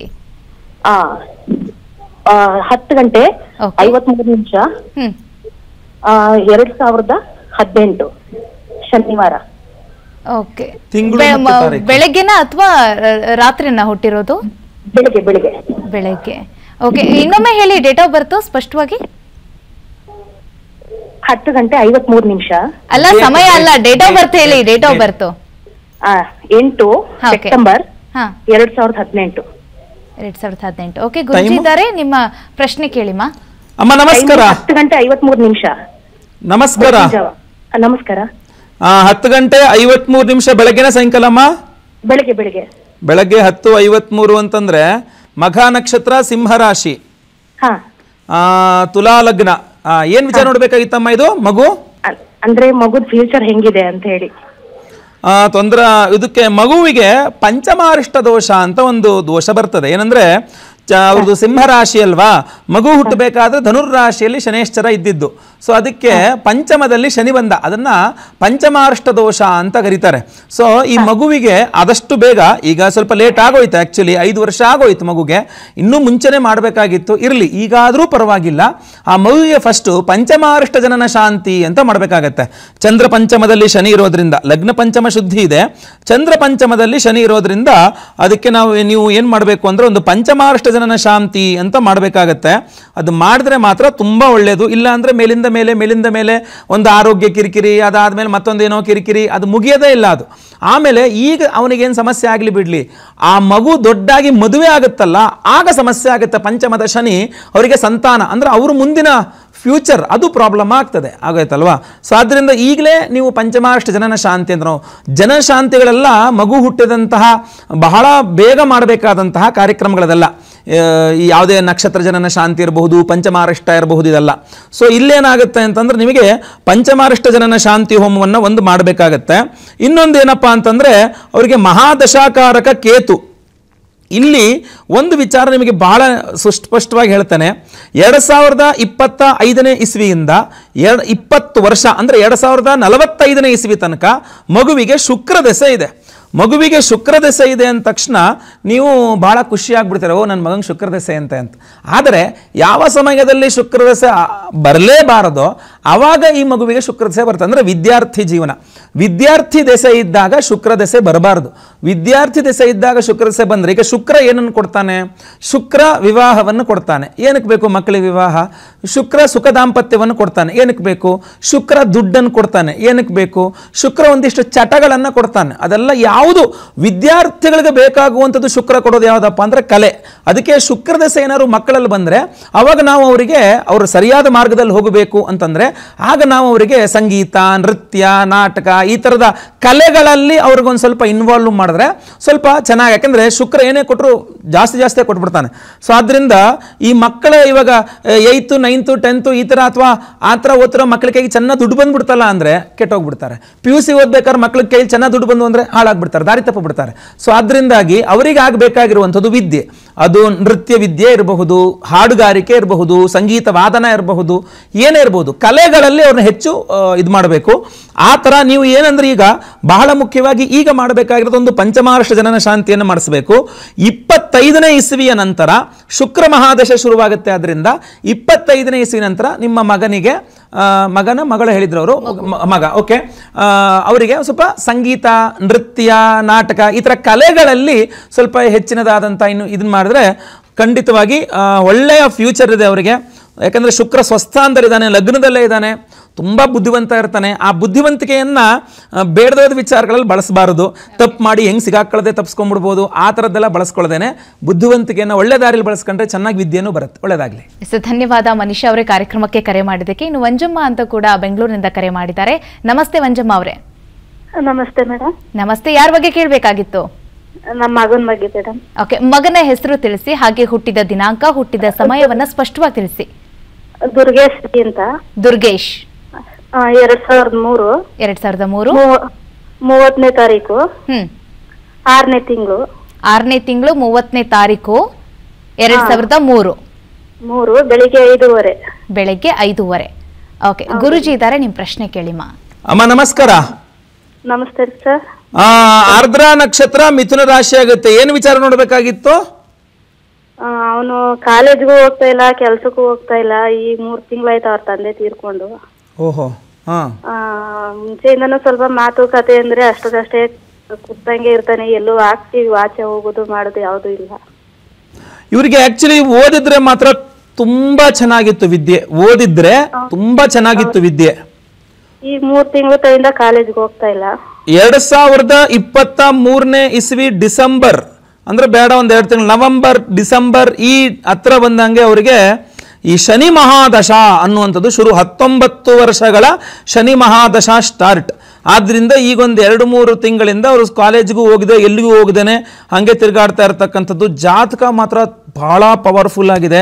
ಯಾಕೆ ಇಂಥ ಒಳ್ಳೆ ಜಾತಕದವನು ವೇಸ್ಟ್ ಮಾಡ್ಕೊಳ್ತಾ ಇದ್ದಾನೆ ಅಂತಂದರೆ ಶನೇಶ್ವರನ ಪ್ರಭಾವದಿಂದ. ಅದಕ್ಕಿಂತ ಮುಂಚೆ ಏನಂದರೆ ಇವ್ರದ್ದು ದ್ವಿಸ್ವಭಾವ ಲಗ್ನ, ಅಂದರೆ ಒಂದು ಸ್ಥಿರವಾದ ಬುದ್ಧಿ ಇಲ್ಲ. ಯಾರು ಏನೇ ಹೇಳಿದ್ರು ಹ್ಞೂ ಸರಿ ಹ್ಞೂ ಸರಿ ಹ್ಞೂ ಸರಿ ಅಂದ್ಕೊಂಡು ಹೋಗ್ತಕ್ಕಂಥದ್ದು. ಈಗ ನಿಮಗೆ ಏನನ್ಸುತ್ತೆ ಅಂತಂದರೆ ಏನೋ ಇನ್ನು ಚಿಕ್ಕ ಹುಡುಗ, ಇನ್ನೂ ಗೊತ್ತಾಗಲ್ಲ, ಇನ್ನು ಪ್ರಪಂಚ ಗೊತ್ತಿಲ್ಲ, ಇನ್ನೂ ಏನು ಅರಿವಿಲ್ಲ ಅಂತ ನೀವು ಅಂದ್ಕೊಳ್ಳುವಂಥದ್ದು. ಬಟ್ ಅದು ಮೂಲ ಕಾರಣ ಅವ್ರದ್ದು ದ್ವಿಸ್ವಭಾವ ಲಗ್ನ ಅಂತ. ಆ ಲಗ್ನಾಧಿಪತಿ, ಆ ಮಿಥುನ ಲಗ್ನ ಇದೆಯಲ್ಲ, ಅದು ದ್ವಿಸ್ವಭಾವ ಲಗ್ನ. ಆದ್ರಿಂದ ಒಂದು ಕಾನ್ಸಂಟ್ರೇಷನ್ ಇರಲ್ಲ, ಇದನ್ನೇ ಓದಬೇಕು ಅದನ್ನೇ ಓದಬೇಕಂತಿರಲ್ಲ. ಈಗ ಲಾ ಆಫೀಸ್ ನೋಡಿದ್ರೆ ನಾನು ಲಾಯರ್ ಆಗ್ತೀನಿ ಅಂತಾರೆ, ಈ ಕಡೆ ಮತ್ತೊಂದ್ರೆ ನಾನು ಇದನ್ನು ಆಗ್ತೀನಿ ಅಂತಾರೆ, ಯಾರೋ ಮತ್ತೊಂದ್ರೆ ಟಿ ವಿ ನೋಡಿ ನಾನು ಟಿ ವಿ ಸೇರ್ಕೊಂತೀನಿ ಅಂತಾರೆ. ಹಿಂಗೆ ಅವ್ರಿಗೆ ಯಾವುದೇ ಒಂದು ಫರ್ಮ್ ಡಿಸಿಷನ್ ತಗೊಳ್ಳೋವಂಥ ಇದಿಲ್ಲ. ಕಡೆಗೆ ಅಲ್ಲೂ ಇಲ್ಲ ಇಲ್ಲೂ ಇಲ್ಲ ಎಲ್ಲೂ ಇಲ್ಲ ಅನ್ನೋರು ಹಂಗ್ಬಿಡ್ತಾರೆ. ಸೊ ಆದ್ದರಿಂದ ಶನೇಶ್ವರನ ಆರಾಧನೆ ಸ್ವಲ್ಪ ಜಾಸ್ತಿ ಮಾಡಿ. ಎರಡನೇದಾಗಿ ಇವರು ತಂದೆ ತೀರ್ಕೊಂಡಿದ್ದಾರೆ ಅಂತ ನೀವೀಗೇನು ಹೇಳ್ತಿದ್ದೀರಲ್ಲ, ಈಗ ಅವರಿಗೆ ಏನೇ ಪರಿಹಾರ ಮಾಡಿದ್ರು ಸ್ವಲ್ಪ ಕಷ್ಟವೇ. 1 ವರ್ಷ ಆಗಬೇಕು ಇವ್ರ ತಂದೆ ತೀರೋದ ಮೇಲೆ. ಈ ತೀರೋಗಿ 1 ವರ್ಷ ಆದ ನಂತರ ನೀವು ನಿಮ್ಮ ಮಗನ್ನ ಕರ್ಕೊಂಡು ಗೋಕರ್ಣ ಕ್ಷೇತ್ರಕ್ಕೆ ಹೋಗಿ ಅಲ್ಲಿ ಸಮುದ್ರ ಸ್ನಾನ ಮಾಡಿಸಿ, ಪ್ರೇತೋದ್ಧಾರ, ಮೋಕ್ಷನಾರಾಯಣ ಬಲಿ, ತ್ರಿಪಿಂಡಿ ಶ್ರಾದ್ದ, ದೀಪದಾನ, ಕ್ಷೌರ ಮೃತ್ತಿಕಾ ಸ್ನಾನ, ಸಮುದ್ರ ಸ್ನಾನ, ಹೀಗೆ ಸಂಪೂರ್ಣವಾದಂಥ ಕೈಂಕರ್ಯಗಳಿರುತ್ತೆ 2 ದಿವಸ ಮಾಡುವಂಥದ್ದು. ಮಗ ಅನ್ನುವಂಥದ್ದು ಹುಟ್ಟಬೇಕು ಅಂತ ಕೇಳ್ಕೊಳ್ಳೋದೇ ಆ ಕಾರ್ಯವನ್ನು ಮಾಡೋಕೊಬ್ಬರು ಇರ್ತಾನೆ ಅನ್ನೋ ಕಾರಣಕ್ಕೆ. ಸೊ ಅವನು ಮಾಡಲಿಲ್ಲ ಅದನ್ನು ಅಂತಂದರೆ ವೇಸ್ಟ್. ಆದ್ದರಿಂದಾಗಿ ಮಾಡಲೇಬೇಕು, ಅವನ ಕರ್ತವ್ಯ ಅದು, ಆಯ್ತಲ್ವಾ? ಸೊ ಪುನ್ನಾಮ ನರಕದಿಂದ ಪಾರು ಮಾಡುವನನ್ನ ಪುತ್ರ ಅಂತ ಕರೀತಾರೆ. ಅದು ಮಗಳೇ ಆದರೂ ಪುತ್ರನೇ ಆ ಕೆಲಸವನ್ನು ಮಾಡಿದ್ಲವಳು ಅಂತಾದ್ರೆ. ಸೊ ಅದರಿಂದ ಆ ಪುಂ ಅನ್ನುವಂಥ ನರಕದಿಂದ ಪಾರು ಮಾಡುವ ಪುತ್ರ ಅಂದರೆ ನಿಮ್ಮ ಮಗ ಅವರ ತಂದೆಯ ಕಾರ್ಯವನ್ನು 1 ವರ್ಷದ ನಂತರ ಗೋಕರ್ಣಾದಿ ಕ್ಷೇತ್ರಗಳಿಗೆ ಹೋಗಿ ಮಾಡಿಸ್ಬೇಕು. ಅದು ಮಾಡಿಸ್ಲಿಲ್ಲ ಅಂತಂದರೆ ಇವನಿಗೆ ವೈಯಕ್ತಿಕ ಅಭಿವೃದ್ಧಿ ಇರಲ್ಲ. ಯಾಕೆಂದರೆ ಪ್ರೇತ ಬಾಧೆ ಅಂತ ಹೇಳ್ತೀವಿ ನಾವು. ಪಿತೃಶಾಪಾತ್ ಕುಲಕ್ಷಯ, ಪಿತೃಶಾಪಗಳಿದ್ರೆ ನಾಶವಾಗ್ತಾರೆ. ಅಂದರೆ ನಾಶ ಆಗೋದಂದ್ರೆ ಏನು, ಏಳಿಗೆ ಇಲ್ಲದೆ ಹೋಗುವಂಥದ್ದು ಅಂತ. ಯಾರು ನೋಡಿದ್ರೆ ಅವ್ನು ಯಾವುದೋ ಲೆವೆಲ್ಗೆ ಹೋಗ್ಬೇಕಾಗಿತ್ರಿ, ಅವ್ನು ಇನ್ನೂ ಹಂಗೆ ಹಾಳಾಗೋದ ಅಂತ ಹೇಳ್ತಾರೆ ಸಾಮಾನ್ಯವಾಗಿ. ಯಾಕೆ ಹಂಗಾದ ಅಂದ್ರೆ ಪಿತೃದೋಷದಿಂದ ಹಂಗಾದ ಅಂತ. ಸೊ ಅದನ್ನ ಈಗ ನಿಮಗೆ ಇನ್ನೂ ಬಂದಿಲ್ಲ. ಅದು ಈಗಂದ್ರೆ ಈಗ ನಾಳೆ ಬೆಳಗ್ಗೆ ಹೊರಡಿ ಅಂತಲ್ಲ, ಅದು ಮಾಡುವಂಗೂ ಇಲ್ಲ, 1 ವರ್ಷ ಆಗಲೇಬೇಕು. ಸೊ 1 ವರ್ಷದ ನಂತರ ನಿಮ್ಮ ಮಗನ ಕರ್ಕೊಂಡು ಗೋಕರ್ಣ ಕ್ಷೇತ್ರಕ್ಕೆ ಹೋಗಿ ಪಿತೃಕಾರ್ಯ, ಅದರಲ್ಲೂ ಪ್ರೇತೋದ್ಧಾರ, ಮೋಕ್ಷನಾರಾಯಣ ಬಲಿ, ತ್ರಿಪಿಂಡಿ ಶ್ರಾದ್ದ, ಸರ್ವಪ್ರಾಯಶ್ಚಿತ ಹೋಮ, ಕುಷ್ಮಾಂಡ ಪ್ರಾಯಶ್ಚಿತ ಇತ್ಯಾದಿ ಒಂದಿಷ್ಟು ಕರ್ಮಾಂಗಗಳಿರುತ್ತೆ. ಅದನ್ನೆಲ್ಲ ಮಾಡಿಸ್ಬೇಕು. ಮಾಡಿಸಿದ್ರೆ ನಂತರ ಅಭಿವೃದ್ಧಿ ಆಗುತ್ತೆ. ಒಳ್ಳೆಯದಾಗಲಿ. ಕಾರ್ಯಕ್ರಮದಲ್ಲಿ ಶೈಲಜಾ ಅಂತ ಕರೆಯಲಿದ್ದಾರೆ. ನಮಸ್ತೆ ಶೈಲಜಾ ಅವರೇ. ಶೈಲಜಾ ಅವರೇ ನಮಸ್ತೆ. ಶೈಲಜಾ ಅವರೇ, ನನ್ನ ಧ್ವನಿ ಕೇಳಿಸ್ತಾ ಇದೆಯಾ? ಕೇಳಿಸ್ತಾ ಇದೆ ಮೇಡಮ್. ಓಕೆ ಓಕೆ, ಯಾರ ಬಗ್ಗೆ ಕೇಳಬೇಕಾಗಿತ್ತಮ್ಮ? ನಮ್ಮ ಯಜಮಾನ್ರ ಬಗ್ಗೆ ಕೇಳ್ಬೇಕಾಯ್ತು ಮೇಡಮ್. ಓಕೆ, ಯಜಮಾನ್ರ ಹೆಸರು ತಿಳಿಸಿ, ಹಾಗೆ ಹುಟ್ಟಿದ ದಿನಾಂಕ, ಹುಟ್ಟಿದ ಸಮಯವನ್ನ ತಿಳಿಸಿಮಾ. ಅವ್ರು ಡೇಟ್ ಆಫ್ ಬರ್ತ್ ಸರಿಯಾಗಿ ಗೊತ್ತಿಲ್ಲ ಮೇಡಮ್, ಹೆಸರು ಮಾತ್ರ ಹೇಳ್ಬೋದು. ಓಕೆ, ಹೆಸರು ಹೇಳಿ. ಪುಟ್ಟಸ್ವಾಮಿ ಅಂತ. ಪುಟ್ಟಸ್ವಾಮಿ. ಓಕೆ, ಗುರುಜಿ ಇದ್ದಾರೆ, ಮಾತನಾಡಿ. ಅಮ್ಮ ನಮಸ್ಕಾರ, ಹೇಳಿ ಅಮ್ಮ. ನಮಸ್ತೆ ಸರ್. ನಮಸ್ತೆ ಗುರುಜಿ. ನಮಸ್ಕಾರಮ್ಮ, ಹೇಳಿ. ಅದೇ ನಮ್ಮ ಯಜಮಾನ್ರ ಬಗ್ಗೆ ಕೇಳ್ಬೇಕಿತ್ತು ಗುರುಜಿ. ಏನ್ ಕೇಳ್ಬೇಕಾಗಿತ್ತು ಯಜಮಾನ್ರ ಬಗ್ಗೆ? ಅದೇ ಅವ್ರ ಮುಂದಿನ ಏನ್ ಕೆಲ್ಸನೋ ಕಾರ್ಯನೋ ಆಗ್ತಾ ಇಲ್ಲ. ಅದಕ್ಕೆ ಏನ್ ಮಾಡ್ಬೇಕು, ಏನಿದೆ ಅನ್ನೋದು ಗೊತ್ತಾಗ್ತಿಲ್ಲ. ಅದು ಏನ್ ಕೆಲಸ ಏನ್ ಮಾಡ್ಕೊಂಡಿದ್ದಾರೆ ಕೆಲ್ಸನ? ಈಗ ಒಂದ್ ಕಾಲೇಜಲ್ಲಿ ಕೆಲಸ ಮಾಡ್ತಿದ್ದಾರೆ ಗುರುಜಿ. ಕಾಲೇಜಲ್ಲಿ ಕೆಲಸ ಮಾಡ್ತಾ ಇದಾರಲ್ವಾ ಆಲ್ರೆಡಿ? ಮಾಡ್ತಿದ್ದಾರೆ, ಅದಷ್ಟು ಆಗ್ತಾ ಇಲ್ಲ ಸ್ಯಾಲ್ರಿ ಬಗ್ಗೆ. ಬೇರೆ ಕಡೆ ಎಲ್ಲ ಟ್ರೈ ಮಾಡ್ತಿದ್ದಾರೆ, ಆಗುತ್ತೆ ಅನ್ನೋ ಟೈಮ್ ಆಗಲ್ಲ. ಅದಕ್ಕೆ ಏನು ಅಂತ ಗೊತ್ತಾಗ್ತಾ ಇಲ್ಲ. ನಿಮ್ಮ ಮನೆ ದೇವ್ರು ಯಾವ್ದಮ್ಮ? ನಂಜುಂಡೇಶ್ವರ. ಹೋಗ್ತಾ ಇರ್ತೀರಾ ರೆಗ್ಯುಲರ್ ಆಗಿ? ರೆಗ್ಯುಲರ್ ಆಗಿ ಅಂದ್ರೆ 6 ತಿಂಗಳಿಗೆ ವರ್ಷಕ್ಕೆ ಹಿಂಗ್ ಹೋಗ್ತೀವಿ. ವರ್ಷಕ್ಕೊಂದ್ಸಲ ಮಿನಿಮಮ್ ಸಾಕು, ಅಷ್ಟಾರು ಹೋಗ್ತಾ ಇದ್ದೀರಾ? ಹೋಗ್ತೀವಿ. ಹೋಗ್ತಾ ಇದೀರಲ್ವಾ? ಒಂದ್ ಏನಾಗುತ್ತಮ್ಮ, ನಿಮ್ಮ ಯಜಮಾನ್ರ ಹೆಸರು ಪ್ರಕಾರ ಅವ್ರದ್ದು ಕನ್ಯಾ ರಾಶಿ ಬರುತ್ತೆ. ಹೌದು. ಕನ್ಯಾ ರಾಶಿಯವ್ರಿಗೆ ಏನಾಗ್ಬಿಡುತ್ತೆ ಅಂತಂದ್ರೆ ಸಾಮಾನ್ಯವಾಗಿ ಆ ಸಮಾಧಾನ ಅನ್ನುವಂಥದ್ದು ಇರೋದಿಲ್ಲ. ಅಂದ್ರೆ ಅರ್ಧ ನಿಮ್ಮ ಮೈಂಡ್ ಇದು ಮಾಡಿದ್ದು ಅವರೇನೆ, ಆಯ್ತಾ? ನನಗೆ ಈ ಕೆಲಸ ಸರಿ ಇಲ್ಲ, ನನಗಿದು ಸಾಕಾಗಲ್ಲ, ನನಗೆ ಹಿಂಗಿಲ್ಲ. ನಿಮ್ಗೇನಾಗುತ್ತೆ, ರೆಗ್ಯುಲರ್ ಆಗಿ ಅವ್ರು ನೋಡಿ ಹೌದು ನಮ್ಮ ಯಜಮಾನ್ರಿ ಪಾಪ ಅದು ಸಾಕಾಗ್ತಾ ಇಲ್ಲ, ಹಂಗಿಲ್ಲ ಅಂದರೆ ಅದು ಮ್ಯಾನಿಪುಲೇಟ್ ಅಂತಾರೆ ಅದನ್ನು ಇಂಗ್ಲೀಷಲ್ಲಿ. ಅದರ ಮ್ಯಾನಿಪುಲೇಟ್ ಮಾಡಿದ್ದಾರೆ ಅವ್ರು ಆ್ಯಕ್ಚುಲಿ ನಿಮ್ಮ ಇದ್ರೂ. ಅವರಿಗೆ ಸ್ವತಃ ಆ ಕೆಲಸವನ್ನು ದಿನ ಹೋಗಿ ಅಲ್ಲೇ ಕೂತು ಅದೇ ಕೆಲಸ ಯಾರು ಮಾಡ್ತಿರ್ತಾರೆ ಅನ್ನೋ ಥರ ಅವ್ರ ಮೈಂಡ್, ಆಯಿತಾ? ಸೊ ಅದನ್ನು ಅವರು ಈ ಥರ ನಿಮ್ಮ ಮೈಂಡನ್ನು ಮ್ಯಾನಿಪುಲೇಟ್ ಮಾಡುವಂತಹ ತಾಕತ್ತಿರೋರು ಕನ್ಯಾ ರಾಶಿಯವರು, ಆಯಿತಾ? ಯಾರ ಮೈಂಡ್ ಬೇಕಾದ್ರೂ ಮ್ಯಾನಿಪುಲೇಟ್ ಮಾಡ್ತಾರೆ ಅವರು. ಸೊ ಈಗೇನಾಗುತ್ತೆ, ಮನೆ ದೇವ್ರನ್ನ ಕರೆಕ್ಟಾಗಿ ಆರಾಧನೆ ಮಾಡ್ಕೊಂಡು ಬಂದರೆ ಹಾಗೂ ಸ್ಥಿರವಾಗಿ ಒಂದು ಉದ್ಯೋಗದಲ್ಲಿ ಅಭಿವೃದ್ಧಿ ಆಗಬೇಕು ಅಂದರೆ ಮನೆ ದೇವರ ಆರಾಧನೆ ಬಹಳ ಮುಖ್ಯ. ಕನ್ಯಾ ರಾಶಿಗೆ ಕರ್ಮಾಧಿಪತಿ ಆಗಿರತಕ್ಕಂಥವನು ಬುಧ ಗ್ರಹನೇ, ಮಿಥುನ ರಾಶಿ ಆಗಿರುತ್ತೆ. ಇಲ್ಲೇನಾಗುತ್ತೆ, ಈ ಕನ್ಯಾ ರಾಶಿಯವರಿಗೆ ವೃದ್ಧಿ ಏನು ಉದ್ಯೋಗದಲ್ಲಿ ಅಭಿವೃದ್ಧಿ ಆಗಬೇಕು ಅಂತಂದರೆ ಮಹಾವಿಷ್ಣುವಿನ ಆರಾಧನೆಯನ್ನು ಮಾಡಬೇಕು. ಈಗಿರೋದು ನನ್ನ ಪ್ರಕಾರ ಜಾಬ್ ಕರೆಕ್ಟ್ ಆಗಿದೆ. ಇನ್ನು ನಾಳೆ ಇನ್ನೊಂದು 4 ತಿಂಗಳು ಹೋಯಿತು ಅಂತಂದರೆ ಇನ್ನೂ ಅಭಿವೃದ್ಧಿ ಆಗುತ್ತೆ ಜಾಬಲ್ಲಿ. ಆದರೆ ಇವ್ರಿಗೆ ಆ ಸಮಾಧಾನ, ಕಾಯುವ ಪೇಷನ್ಸ್ ಇಲ್ಲ. ಯಾರಿಗೆ? ನಿಮ್ಮ ಯಜಮಾನರಿಗೆ ಕಾಯುವ ಪೇಷನ್ಸ್ ಇಲ್ಲ. ಮೇನ್ ಪ್ರಾಬ್ಲಮ್ ಅದು ಇರೋವಂಥದ್ದು. ಈಗ ಅವರು ಜಂಪ್ ಮಾಡ್ಕೊಂಡು ಹೋಗ್ತಾ ಇದ್ರೆ ಅವರ ಇದು ಕಡಿಮೆ ಆಗುತ್ತೆ. ನನ್ನ ಪ್ರಕಾರ ಅಲ್ಲೇ ಕಂಟಿನ್ಯೂ ಮಾಡೋದು ಒಳ್ಳೆಯದು.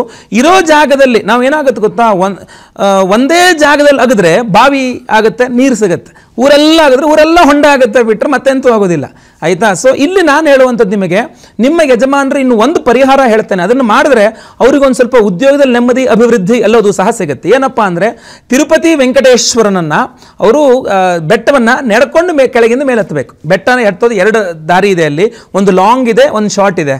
ನಾನು ಕರೆಕ್ಟಾಗಿ ಹೇಳ್ತೀನಿ ನಿಮಗೆ, ಬೇಕಾದ್ರೆ ಅವ್ರನ್ನ ಹೋಗಿ ಕೇಳಿ, ಬೇಕಾದ್ರೆ ಹೆಂಗೆ ಹೋಗ್ತೀವಿ, ಲಾಂಗ್ ಒಂದಿದೆ ಶಾರ್ಟ್ ಒಂದಿದೆ ಅಂದರೆ ಶಾರ್ಟಲ್ಲಿ ಹೋಗ್ಬಿಡ್ತೀನಿ ಬೇಗ ಅಂತಾರೆ.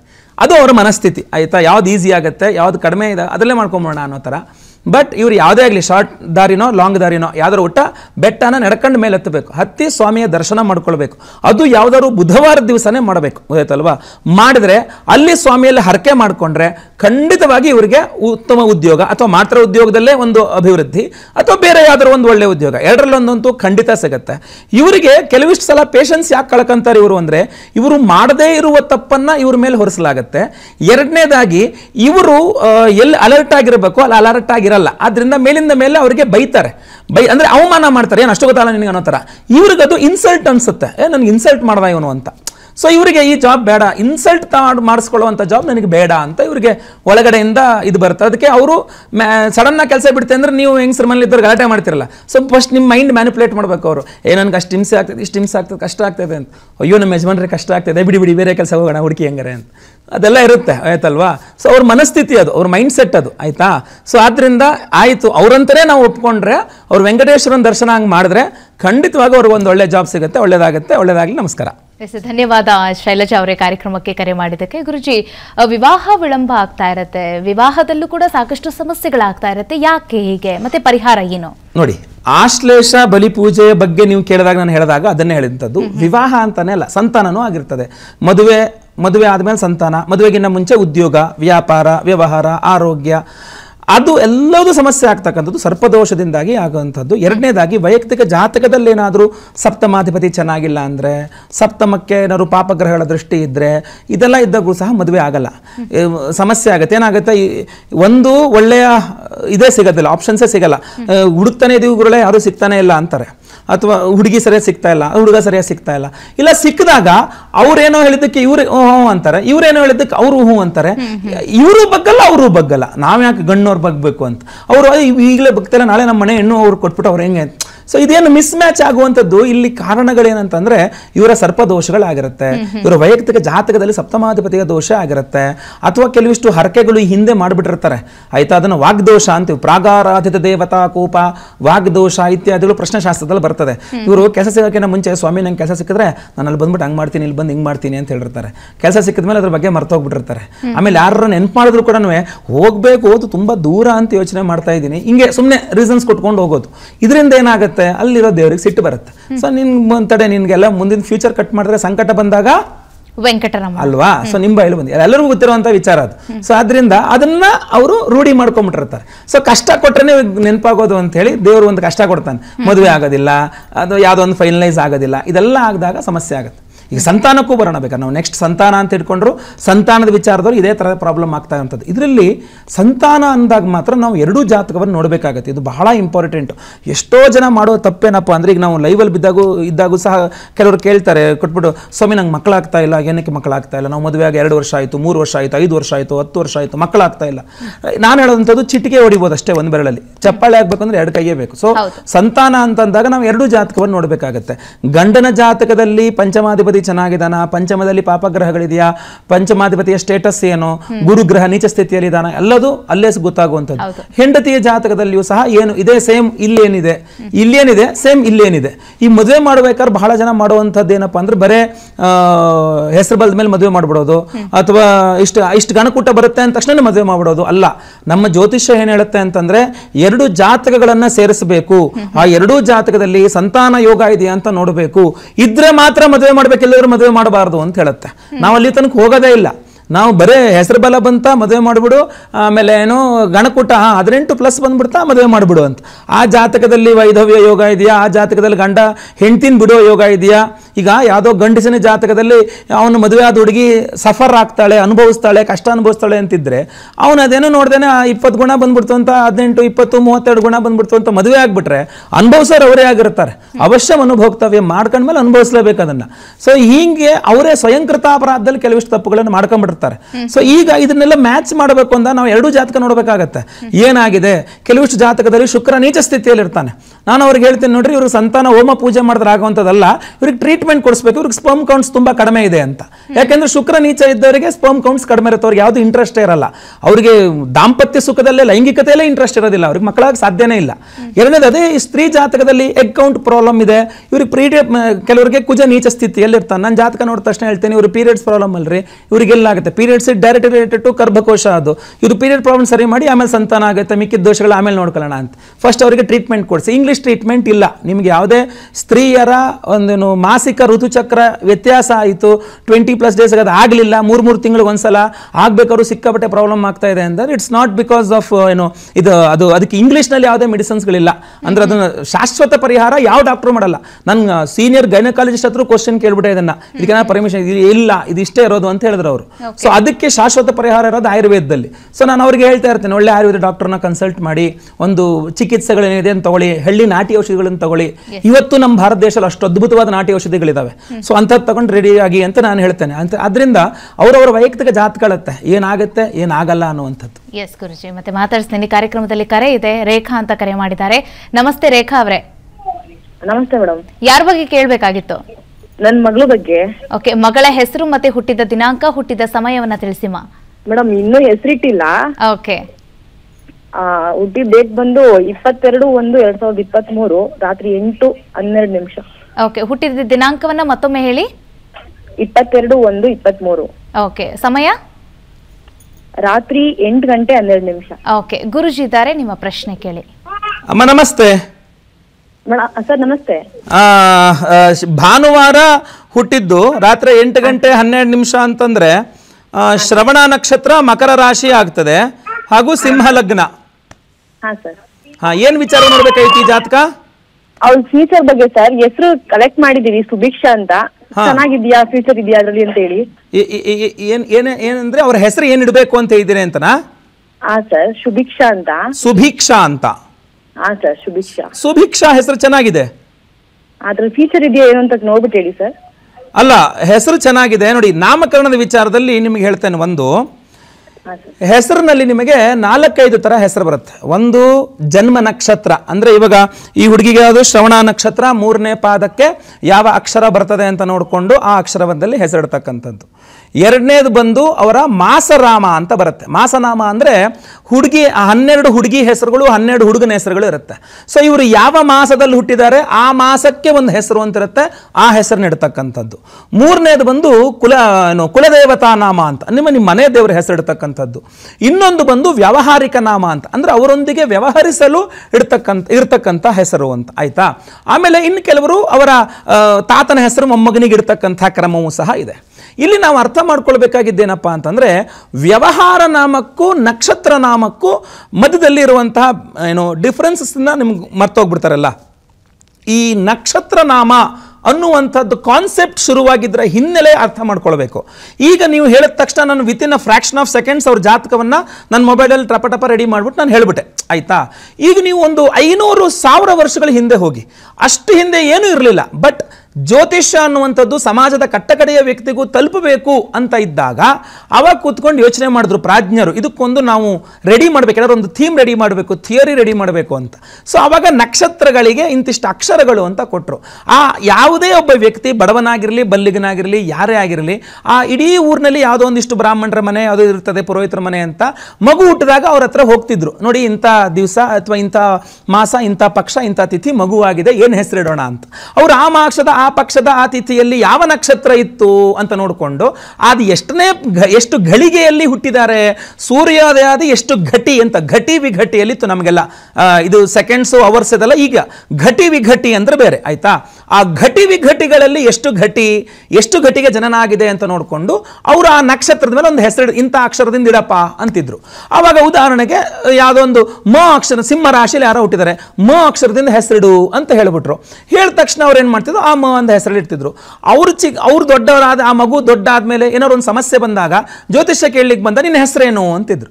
ಅವ್ರು ಹೇಳ್ತಾರೆ, ನನ್ನ ಹೆಸರು ಮಂಜುನಾಥ, ಅಂದ್ರೆ ಸಿಂಹ ರಾಶಿ, ಇಂಥ ಕಾರಣದಿಂದ ನಿಮ್ಗೆ ಸಮಸ್ಯೆ ಬಂದಿದೆ, ನೀನು ಈ ಥರ ಮಾಡ್ಕೊಂಬಿಡಪ್ಪ, ಸರಿ ಹೋಗುತ್ತೆ ಅಂತ ಹೇಳ್ತಿದ್ರು. ಸೊ ಇಷ್ಟು ಈಸಿ ಆಗಬೇಕು ಆಸ್ಟ್ರಾಲಜಿ ಅನ್ನೋ ಲೆಕ್ಕದಕ್ಕೆ ಮಾತ್ರ ಇದ್ದಿದ್ದು ನಕ್ಷತ್ರ ನಾಮ.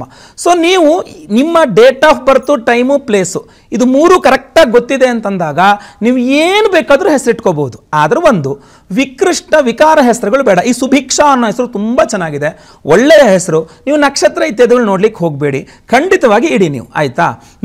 ಅವ್ರ ಜಾತಕ ರೆಡಿ ಮಾಡ್ತಾರಲ್ಲ, ಅದರಲ್ಲಿ ಒಂದು ಅಕ್ಷರ ಅಂತ ಕೊಡ್ತಾರೆ, ಆ ಅಕ್ಷರದಿಂದ ಇನ್ನೊಂದು ಹೆಸರು ಇಡಬೇಕಾಗತ್ತೆ. ಸೊ ನೀವು ನಾಮಕರಣ ಡೇಟ್ ಫಂಕ್ಷನ್ ರೆಡಿ ಆಗ್ಬೇಕಾದ್ರೆ ನಿಮ್ಗೊಂದು ಪೇಪರ್ನಲ್ಲಿ ನೀವು ರೆಡಿ ಮಾಡ್ಕೋಬೇಕು, ನಕ್ಷತ್ರ ನಾಮ ಏನು, ಮಾಸನಾಮ ಏನು. ನೀವು ಯಾವ್ದಾದ್ರು ಪುರೋಹಿತರ ಹತ್ರ ಹೋದ್ರೆ ಇದೇ ಡೇಟ್ ಆಫ್ ಬರ್ತ್ ಕೊಟ್ರೆ ಪಂಚಾಂಗ ಓಪನ್ ಮಾಡಿದ್ರೆ ಇನ್ನು ಕೆಳಗಡೆ ಅಲ್ಲಿ ಯಾವ ಮಾಸಕ್ಕೆ ಯಾವ ಹೆಸರುಗಳು ಅಂತ ಇರ್ತದೆ. ಇವರು ಹುಟ್ಟಿದ ಈ ಜನವರಿ, ಫೆಬ್ರವರಿ, ಡಿಸೆಂಬರ್ ಈ ಮಾಸಗಳಲ್ಲ, ನಾನು ಹೇಳ್ತಿರೋದು ನಮ್ಮ ಪಂಚಾಂಗದ ಮಾಸಗಳು. ಸೊ ಅದರಲ್ಲಿ ಯಾವ ಮಾಸದಲ್ಲಿ ಹುಟ್ಟಿದ್ದಾರೆ ಅದಕ್ಕೆ ಏನು ಹೆಸರಿಡಬೇಕು ಅಂತ ನೋಡ್ಬಿಟ್ಟು ಅದೊಂದು ಹೆಸರು ಕೊಡ್ತಾರೆ.